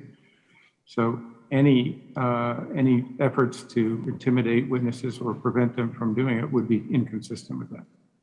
What about the subpoenaing of private emails and phone records from former employees about confidential communications with the Washington Post regarding the commander's toxic workplace? Can you tell me about that? I'm not sure I understand your question, Congresswoman. Did you ask for that to cease, or was there any engagement from you to stop that usage? For what to cease? I'm sorry. The subpoenaing of private emails and phone records from former employees about confidential communications with the Washington Post regarding the commander's toxic workplace? I'm not clear on what that is. I'm happy to follow up with our staff and our attorneys to make sure we get you an answer, but I'm not familiar with that. Okay. All right. Well, after hearing some of the questions that have been put forth and your responses, it seems to me that the NFL picked a side in this investigation, which silenced the voices of employees and allowed Mr. Snyder to peddle his own version of the facts. And I think it's been stated here, while I again applaud the efforts and the steps that you have taken to reverse course, it is, I associate myself with the comments of my colleague, Mr. Rokana. We can and we must do better. We should not allow the owners to decide what information is made public, and we should not allow them to silence their employees with non-disclosure agreements that conceal workplace misconduct. So it is my hope and my belief that this committee must act to pass meaningful legislation that will protect the workers in the lead and around the country. And so, with all sincerity, I thank you for coming forward and taking the time to answer this committee's questions, and hope that you will continue to take the steps to lead the nation as an example of what it takes to have a productive, quality, safe workplace. Thank you so much. And with that, Mr. Chairman, I yield back. Thank you. The gentleman from Pennsylvania, Mr. Keller, is recognized for 5 minutes. Thank you, Madam Chair and Ranking Member Comer. This committee had a joint roundtable last February, and the subject came up, and my position on this is the same, and that is there is no excuse for abusive behavior or harassment in any work environment. In any instances of such behavior, they should be fully investigated and violators held accountable. But as I also pointed out in February, this committee has been tasked with investigating waste, fraud, and abuse of taxpayer dollars and ensuring government agencies are operating properly. The fact that we are not discussing historically high inflation, prompting the highest Fed rate hike since 1994, a nationwide gas average topping $5 a gallon, or the fentanyl crisis exacerbated by disastrous open border policies is unacceptable.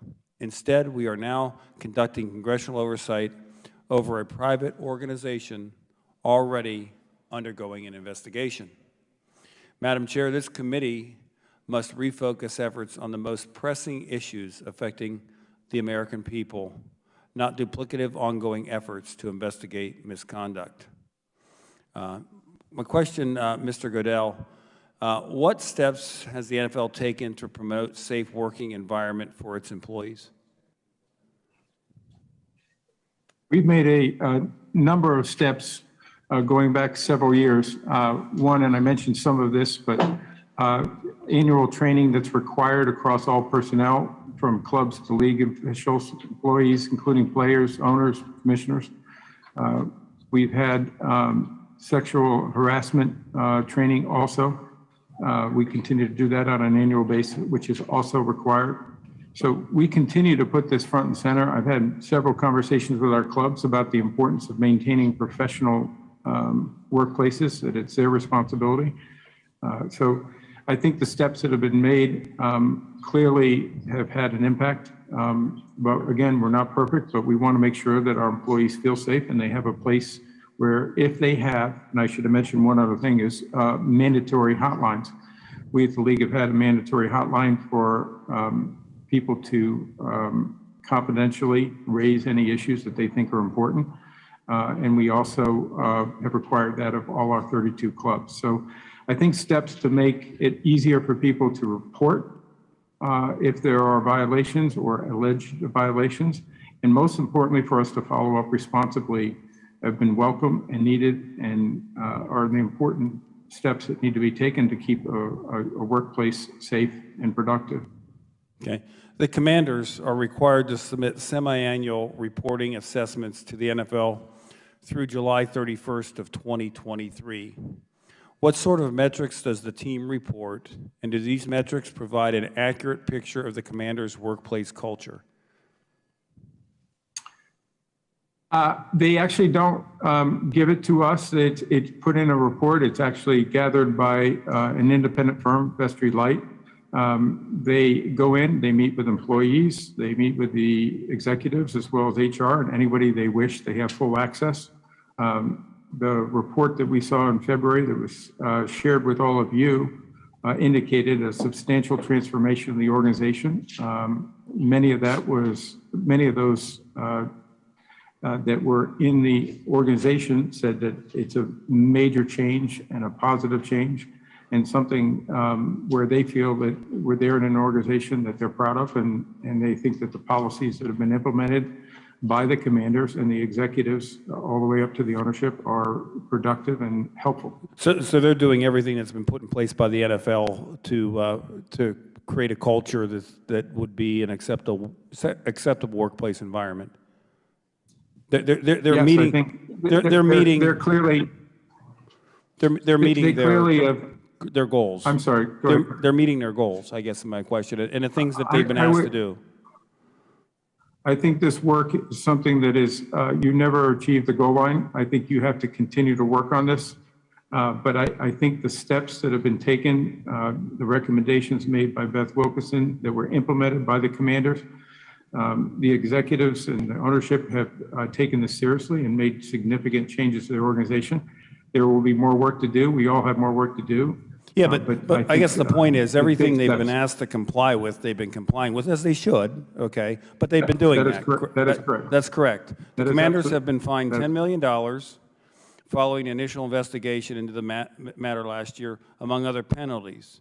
If the commanders have been meeting the required outcomes of what the NFL has put forth, and you say, of course, there's always training and things that we need to do, but if they've made this progress and been doing the things that the other organizations have been doing, quite frankly, why do we need to have you here today? The gentleman's time has expired. The gentleman may answer the question. As I said, Congressman, I was invited. I think I wanted the opportunity to say that we really have made significant changes to the commanders' organization. They have, and I think it's an important lesson and instructive in the sense of making sure that we have participation of the employees in identifying what the culture is, identifying the efforts, and making sure independent people look at that and make recommendations, and those recommendations are implemented to organizations so that they can get better. Okay, so Gentleman's time has the expired. NFL is going to continue doing that, and I'm glad they are. I'm glad you're doing those things in the NFL so people have a safe place to work. I think now the committee can focus on things that they should be focused on to help the American people. Madam Chair, Gentleman's time has expired. fact that Mr. these Johnson from Republicans- Georgia is recognized. Mr. Johnson from Georgia. Thank you, Madam Chair. And I would implore my colleagues on the other side of the aisle to have respect for the chair and to cease and desist conversation when that gavel comes down. Mr. Goodell, credible, numerous, and serious allegations of sexual misconduct have been made against the Washington Commanders and owner Dan Snyder, who also stands accused of maintaining a toxic work environment that victimizes female employees of the organizations. It should be noted that Mr. Snyder turned down an invitation to appear before this committee, and I thank you for agreeing to appear before us today. And you do so because you understand that Congress has granted the NFL an exemption from the antitrust laws, which enables NFL teams to collaborate on TV contracts. And the NFL does not want Congress to tamper with that antitrust exemption. Am I correct, Mr. Goodell?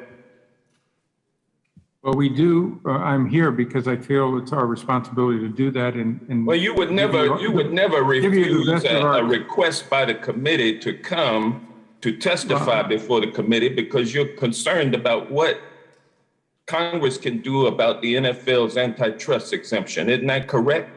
If I could, let me just address the first portion. Well, no, I just want to get a yes or no answer. answer for that question. It's not a yes or no answer, is it? It is, Mr. Goodell. Okay. Please cooperate with me now. I'm trying I'm to, working sir. with you. Just answer my question, sir. I mean, the reason why you come is because you respect our ability to tamper with the NFL exemption, antitrust exemption, correct? I'm here because I believe you should hear our experience with the Washington Commanders, as I said. Secondly, regarding the antitrust all right. Well, let me move on. I'm trying to address your antitrust exemption. I think the antitrust exemption that was put back in the early '60s has been very good for consumers. It has been very profitable for the NFL, and I'm going to reclaim my time.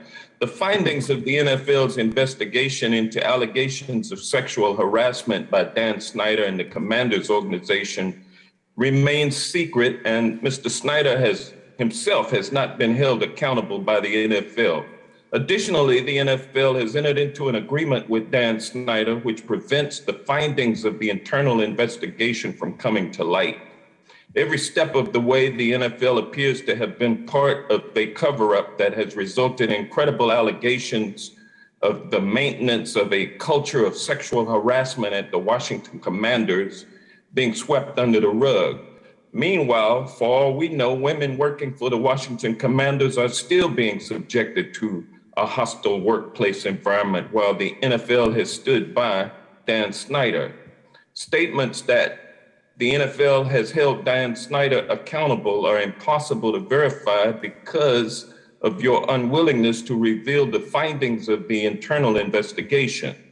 With the antitrust exemption that the NFL enjoys, which has enabled it to be wildly profitable as an enterprise, it is no secret that the influence your company has in the nation and across the world, Mr. Goodell, is fundamental. Why not use this as an opportunity to positively influence the public by holding Dan Snyder accountable for his actions?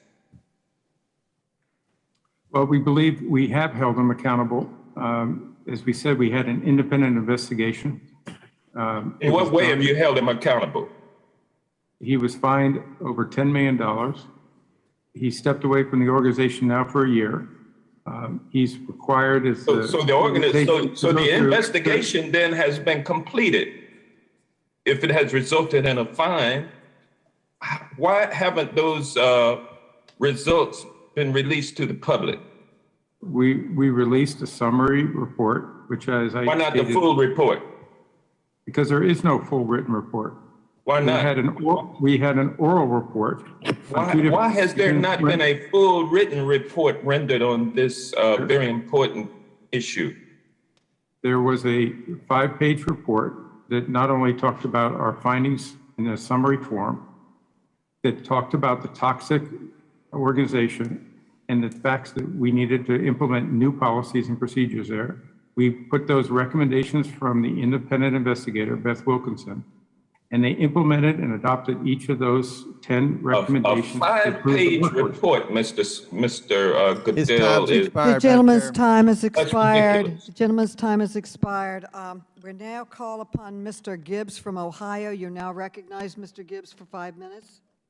Yeah, thank you. First, before I yield my time, I want to associate myself with the comments made by Ranking Member Comer about, I hope we have some hearings in the future with cabinet secretaries dealing with our border, dealing with our energy crisis. We've not had a cabinet secretary for this committee, this Congress. It's very nice to have that. And so I'm going to yield the rest of my time to Congressman Burgess Owens, former NFL football player. I yield my time, Teddy. Thank you. Thank you so much for that. And thank you, Chairman Maloney. Madam Chair, I have a parliamentary inquiry. May I ask his parliamentary inquiry?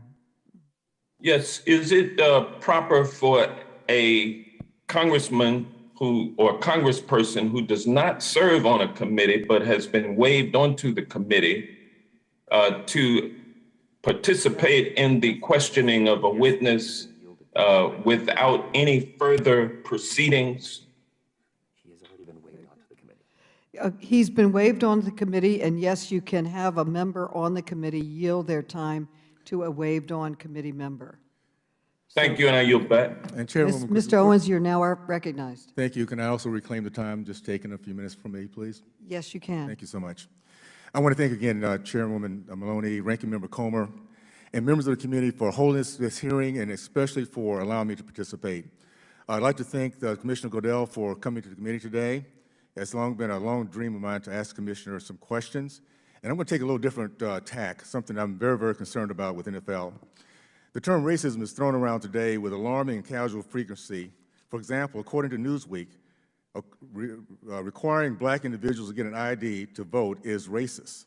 According to NBC News, requiring a college applicants to include letters of recommendation in their application is racist. And my absolute favorite, a recent U.S. Today headline asking if math is racist. What's truly racist is this condescending, soft bigotry of low expectation that has far too long plagued my community. It was prevalent when I entered the NFL in 1973, when it was understood that certain positions were reserved for whites only. Positions of leadership and intelligence like quarterback, center, middle linebacker, free safety, and head coaches were considered off limits to black Americans. Doug Williams finally broke the white quarterback barrier in 1988 as the NFL's first black quarterback to both start and win a Super Bowl championship. Yet, Commissioner, decades later, despite all this progress on and off the field, we're once again forced to discuss, under your watch, the NFL's engagement in racism behind the scenes. In June 2021, the NFL was forced to announce it was ending its practice of race norming when paying out compensation to players experiencing brain damage due to concussions on the field. The NFL has for years used separate tests based on race to score players' cognitive threshold. The test taken by black players was different than that by white players. The result determined if financial compensation was warranted. Doctors were required to use race-based norms that assumed black players were inherently less intelligent than their white teammates. If this sounds like a throwback to the Jim Crow laws of Deep South, that's because it is. This practice came to an end only after lawsuits against the league by two former black NFL players who were accidentally given the cognitive test normally reserved for white players. When they both qualified for compensation, the NFL demanded that they be tested again. This time, when the clinician applied the race norming algorithm recommended by the NFL program manual, they were denied compensation. As a result of this practice, the NFL compensated injured black players and their families less than white players and their families. To say that black players should be judged by a lower standard of brain function than their white teammates is without question a perfect example of real racism. Commissioner, due to time, I have a couple questions. Just want some yes and no's, if you wouldn't mind. Do you acknowledge that until 2021, the race norming algorithm was used to evaluate intelligence of black players as part of the NFL class action settlement? Was it a specific time that you're asking about? But this, as you know, I think this is an issue that was part of a settlement with our former players. Yes. Federal judge oversaw it. Yes. Yeah. Commissioner, if you wouldn't mind, Commissioner, if you wouldn't mind. Yes, this was back in this 2013 settlement. Did you recognize the race norming algorithm was part of that settlement? You commented on that, and I know the NFL has apologized for that. The federal. Yes, the two parties agreed to that because it was a standard medical procedure. What we agreed to do just recently is change that. I'd like to reclaim my plans. Thank you so much. Do you agree that the NFL's use of a scale for Black Americans versus those of any other race is the definition of systemic racism? Real simple, yes or no? It was not required by any doctor to use those standards, and we adopted new standards. If it was not required, then why was it used? Because at the end of the day, there was a separate system used for Black lives. Okay, that's a medical standard far beyond the NFL. So that being said, I know you apologize for it. NFL has apologized. I'll just say, let me just say this real quickly. Speaking on behalf of my Black and white brothers who gave their careers to make sure that we got past racism, this is an atrocity. And the fact the NFL has judged Black people at a different rate and intelligence than white people is something that needs to be looked at. And I look forward to having this longer conversation with you as we get into the coming months. And I think I'll yield back. The gentleman yields back. The gentlewoman from Michigan, Ms. Tlaib, is now recognized for 5 minutes. May I? Thank you so much. And I just want to commend my colleague. This is why lived experience is so incredibly important. As a survivor of sexual harassment and works my first job outside of college, I can tell you it is so incredibly important that Congress leads on this issue in making sure that everyone is safe away from discrimination. Again, that can be incredibly traumatic and can last a very long time with people as they move from career to career. When dozens of women came forward with allegations of a toxic workplace at the Commanders, team owner Dan Snyder stated, and I quote, "I have admittedly been too hands-off as an owner and have allowed others to have day-to-day control to the detriment of our organization." Commissioner, you were personally briefed on internal investigation into the Commanders, as you know, and sitting here today, do you believe that Dan Snyder was hands-off team owner? Was he a hands-off team owner, sir? In my judgment. Yes or no, was he hands-off? The owner is responsible for the workplace. Yeah. Okay. The committee has recently obtained evidence shows that exactly how involved Dan Snyder was in fueling the toxic workplace environment. The committee conducted a deposition of Dave Popkin, who was chief operating officer of the Commanders for a number of years. He worked with Mr. Snyder every single day. Do you want to know? He said basically, this is what he said to us, that he said, quote, both hands on when it came to Mr. Snyder. So he's very directly involved. Mr. Popkin also detailed his role in decisions big and small. And I'd like to talk about one of those decisions, if I may, Commissioner, that I found particularly troubling. In the fall of 2002, the team hired a new head coach who, according to Mr. Popkin, quote, groped a member of the public relations staff at an event. According to Mr. Popkin, he consulted with Mr. Snyder about what to do, even though, as he said, quote, I knew what we were going to do. Do you know what he was talking about, Commissioner, here? And of course, it was nothing. He was going to do nothing. Mr. Popkin said that he, Mr. Snyder, decided, quote, we weren't going to confront the new coach. Commissioner Goodell, Mr. Popkin participated in a number of interviews with the law firm handling the internal investigation. Has NFL looked into these allegations against the former coach? Listen, all of those allegations should be treated seriously. You're working with the firm, has he, sir? All these allegations have been treated. So the allegation of groping a public relations staffer was investigated. All I can tell you is we've hired an independent investigator. Yep, got it. I got it. They did the same thing at that previous job I was at. They did the same thing and wrote it off. Committee staff conducted another deposition, Commissioner, this time a former president of business operations, a CEO, Brian Lafimina. He testified that he raised allegations made by Rachel Elgelson, a former Commander's employee, about the misconduct of Commander's executive Larry Michael. Ms. Ingleson alleged that Mr. Michael, quote, would touch her face in an unwanted fashion, talk about her looks in front of the large audiences, and kiss her. Mr. LaFemina says that he brought these allegations to Mr. Snyder's attention in July 2018. According to Mr. LaFemina, Mr. Snyder's response was, quote, Larry was a sweetheart and Larry wouldn't hurt anybody. 2 years later, in July 2020, Mr. Michael resigned from the club after seven former employees said he routinely discussed the physical appearance of female colleagues in sexual and disparaging overtones. He even made crude comments about an intern.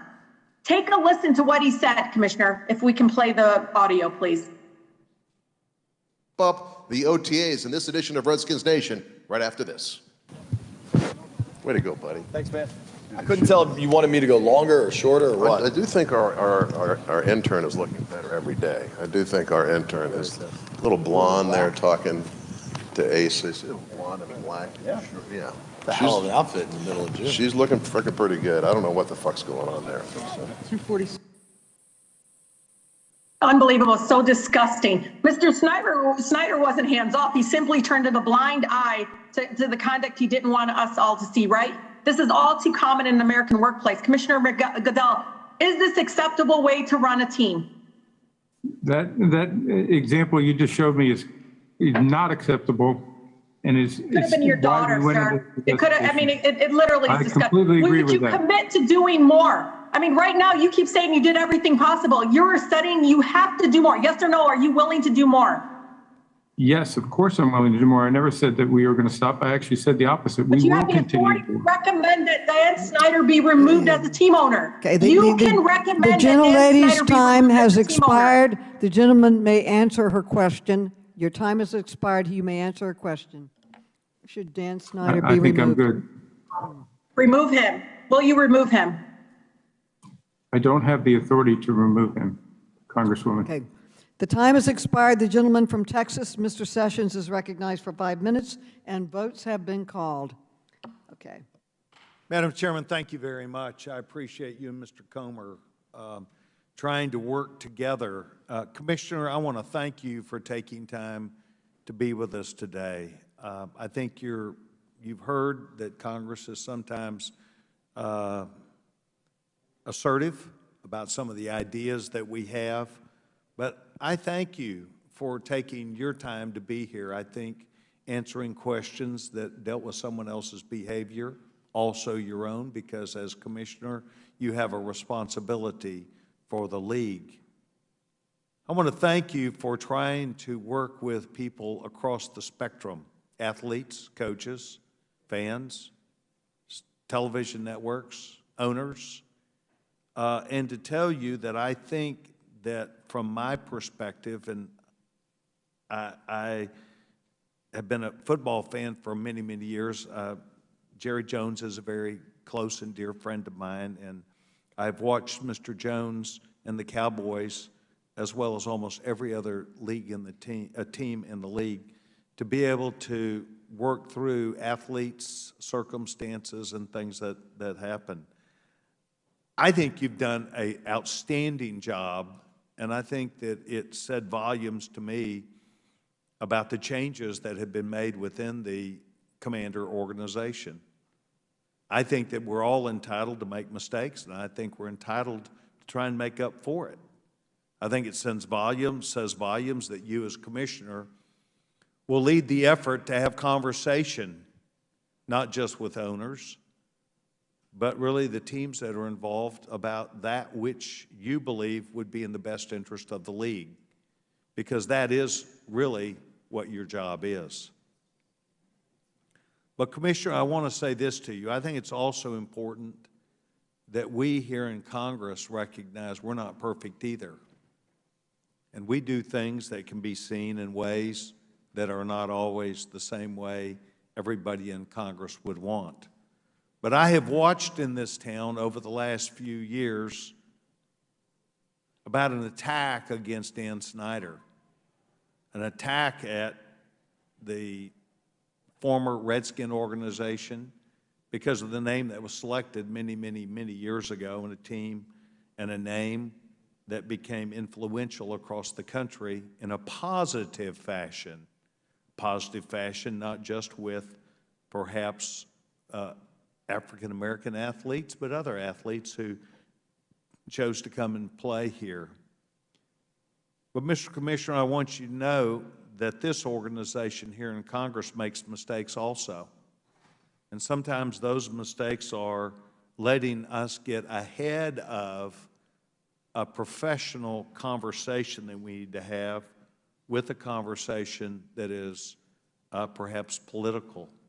And I want to show an article that was in Politico that discussed this very directly, where it was assumed that this could be fundraising fodder, a reason to get rid of Dan Snyder in this town by members of this organization. As a matter of fact, not just members of this organization, but chairman of the House Oversight Subcommittee. And Mr. Commissioner, I want you to know that I think we'd like to invite you back next year. I think you have a story to tell that is one of significance and one of taking many, many people, diverse backgrounds, people who are, sure, in the entertainment industry, but people who also stand up as heroes to many of our children. And I think that you've done a great job in taking these men who, by all accounts, may not have had the greatest of life. Perhaps they've turned themselves into something better. I could think about Don Perkins. I could think about lots of people with the Dallas Cowboys that I've watched, Calvin Hill, a number of people that have used their position in society as a result of their athletic ability. Their credentialing has helped them in life. Bill Glass, a personal friend of my family's, became a Christian minister and helped those who were in prison as a result of his direct observations from working in the NFL about diverse people.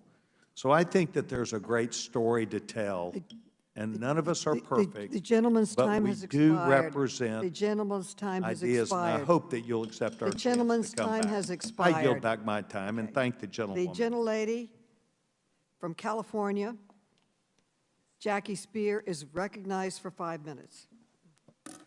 Thank you, Madam Chair. I apologize for also having the National Defense Authorization Act up in Armed Services. Commissioner, you announced a conclusion of a 10-month internal investigation, and despite hundreds of interviews, you insisted that there was no written report. And yet documents obtained by the committee reveal that the NFL agreed to a written report when it took control of the investigation. I'd like us to put that up on the screen. In the very first paragraph, it says, and I quote, "As part of the investigation, Wilkinson Walsh will complete a written report of its findings." Is this the agreement you signed, yes or no? I have never seen the agreement before, Congressperson, but I know that we signed an engagement letter that was essentially the same engagement letter that was signed by the Washington Commanders. So you made the decision to receive an oral rather than a written report, is that correct? We did in October of that year on the basis of providing confidentiality to the people who came forward. It was important. Well, that's bogus, because those reclaiming my time, the survivors have begged you to release that report.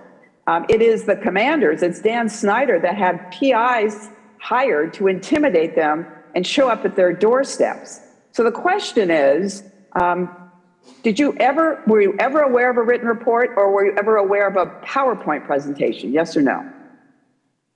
I am not aware of that, and I want to clarify something you said in respect to people coming forward. People coming forward, their confidentiality was important to them. Some have come forward and not been concerned about their privacy or confidentiality, but there are many others, the vast majority of the people that were spoken to in the context of this investigation, have wanted to continue their privacy and their confidentiality. Will you free Beth Wilkinson?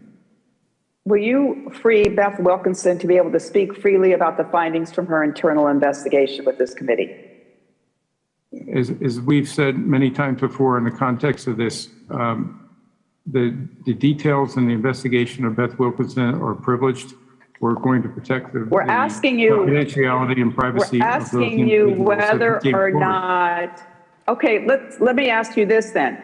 For those victims that would like to have the report released as it relates to them, will you release that?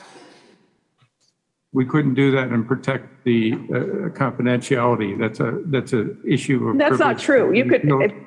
Not if the victims are willing to have that information about themselves released. I'm not an attorney, but we can't waive privilege for some that would impact others. I don't believe so. Well, but I'm happy to have our attorneys be able to address that with you. I'm not an attorney. So the Carolina Panthers, there was an investigation of them 2 years before the Commanders' investigation. They included several recommendations for the league to strengthen its protection of workers. One was a specific prohibition to non-disclosure agreements to limit reporting of potential violations. Did the league ever adopt that recommendation? Mary Jo White made 4 recommendations. I think that's what you're referring to. We implemented 3 of the 4. The one we didn't, that we were concerned with, was that all workplace violations or allegations had to be reported to our office.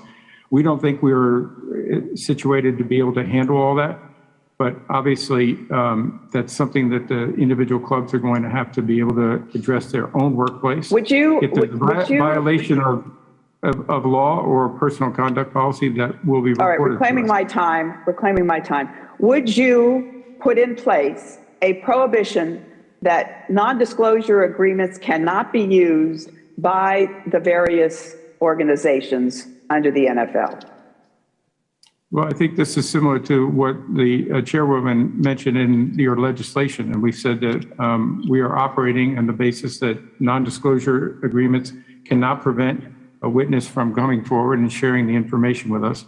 We understand the legislation. I'm just asking what you would do professionally yourself. Right now, we do not allow our employees, our employees to use a non-disclosure agreement not to cooperate with a league investigation. So non-disclosure agreements by each of your various teams are not being used? Is that what you're saying? No, I'm not saying that. The gentlelady's time has expired. The gentleman may answer her question. I'm not saying that. State by state, our teams operate in different states. They have different laws. So the federal legislation is something that we're willing to work with the committee on. Thank you. The gentleman's time has expired. And before we close, I want to offer the ranking member an opportunity to offer any closing remarks he may have. Ranking Member Comer, you are now recognized. Thank you, Madam Chair. And let me thank Commissioner Goodell for testifying here today. Really appreciate that and the conversation. And let me summarize what we heard today from 2.5 hours of testimony is that there was a toxic work culture at the Washington Redskins football team. The NFL came in, had independent auditors come in. They identified the problem. Those people were held accountable. They were terminated. And the NFL has ongoing investigations into this. And, from what we've heard today, the problems have been fixed, and the organization moves on. We don't believe this was a role of Congress. We don't think this was a good use of congressional time. We don't think this was a good use of taxpayer dollars. Madam Chair, before I close, I want to let Mr. Goodell know that I will be sending 2 additional questions for the record, and obviously you can't answer because the committee's over, but just wanted to publicly say what those questions will be. Number one, it's been reported that you retained former U.S. Attorney General Loretta Lynch to investigate a former minority shareholder for his involvement in manufacturing false allegations about Mr. Snyder. Is that true? That's the first question. The last question, it has also been reported that after reviewing the Attorney General Lynch's investigation, you permanently banned that minority shareholder from ever owning an NFL team or otherwise participating in business relationships with the NFL. Is that true? And I think the answers to those two questions might solve some of the uncertainty that still remains about the Washington football team. With that, Madam Chair, thank you, and I yield back. The gentleman yields back. In closing, I want to thank you, Commissioner Goodell, for appearing before us today. We appreciate very much your testimony and your willingness. Madam Chair. Madam Chair, this is Debbie Wasserman Schultz. We are in closing right now, and I have to get to the floor to vote, so I have to close right now. We appreciate your testimony, and as we learned today, the committee's investigation has uncovered new evidence of troubling conduct at the Washington Commanders' workplace. And as we heard today, the commissioner agreed that this conduct was incredibly serious. In fact, he testified that he has, quote, not seen any workplace in the NFL that is anywhere near what we saw, end quote. I am happy that Commissioner Goodell recognizes that the NFL has one of the most influential platforms in America and that Mr. Snyder's actions were unacceptable. Unfortunately, Mr. Goodell has not agreed to release the findings from the NFL's internal investigation. Without transparency, we cannot have true accountability. That is why I announced my intent to issue a subpoena to Daniel Snyder to appear for a deposition next week. We will not be deterred by billionaire owners or political posturing. The victims demand answers, and we all demand justice. I want to briefly address some questions raised today about the committee's jurisdiction. To be clear, what I was conveying earlier is that the Oversight Committee has broad investigative authority under House Rule 10 to investigate any matter within Congress's legislative power. As I also explained earlier, this committee has a long bipartisan history of investigating workplace conduct in professional sports, including sexual misconduct. This investigation has already led to 2 bills that I introduced to help strengthen protections for workers from workplace misconduct. I would invite all of my colleagues on both sides of the aisle to join me in supporting these efforts. The committee will not waver in our efforts to conduct this investigation to ensure that women and all Americans are protected in the workplace. With that, and in closing, I want to thank our panelists again for your remarks, and I want to commend my colleagues for participating in this important conversation. With that, without objection, all members will have 5 legislative days within which to submit extraneous materials and to submit additional written questions for the witnesses to the chair, which will be forwarded to the witnesses for response. I ask our witness to please respond as promptly as possible. Again, thank you for your attendance today. This hearing is adjourned, and I hope I can make the vote.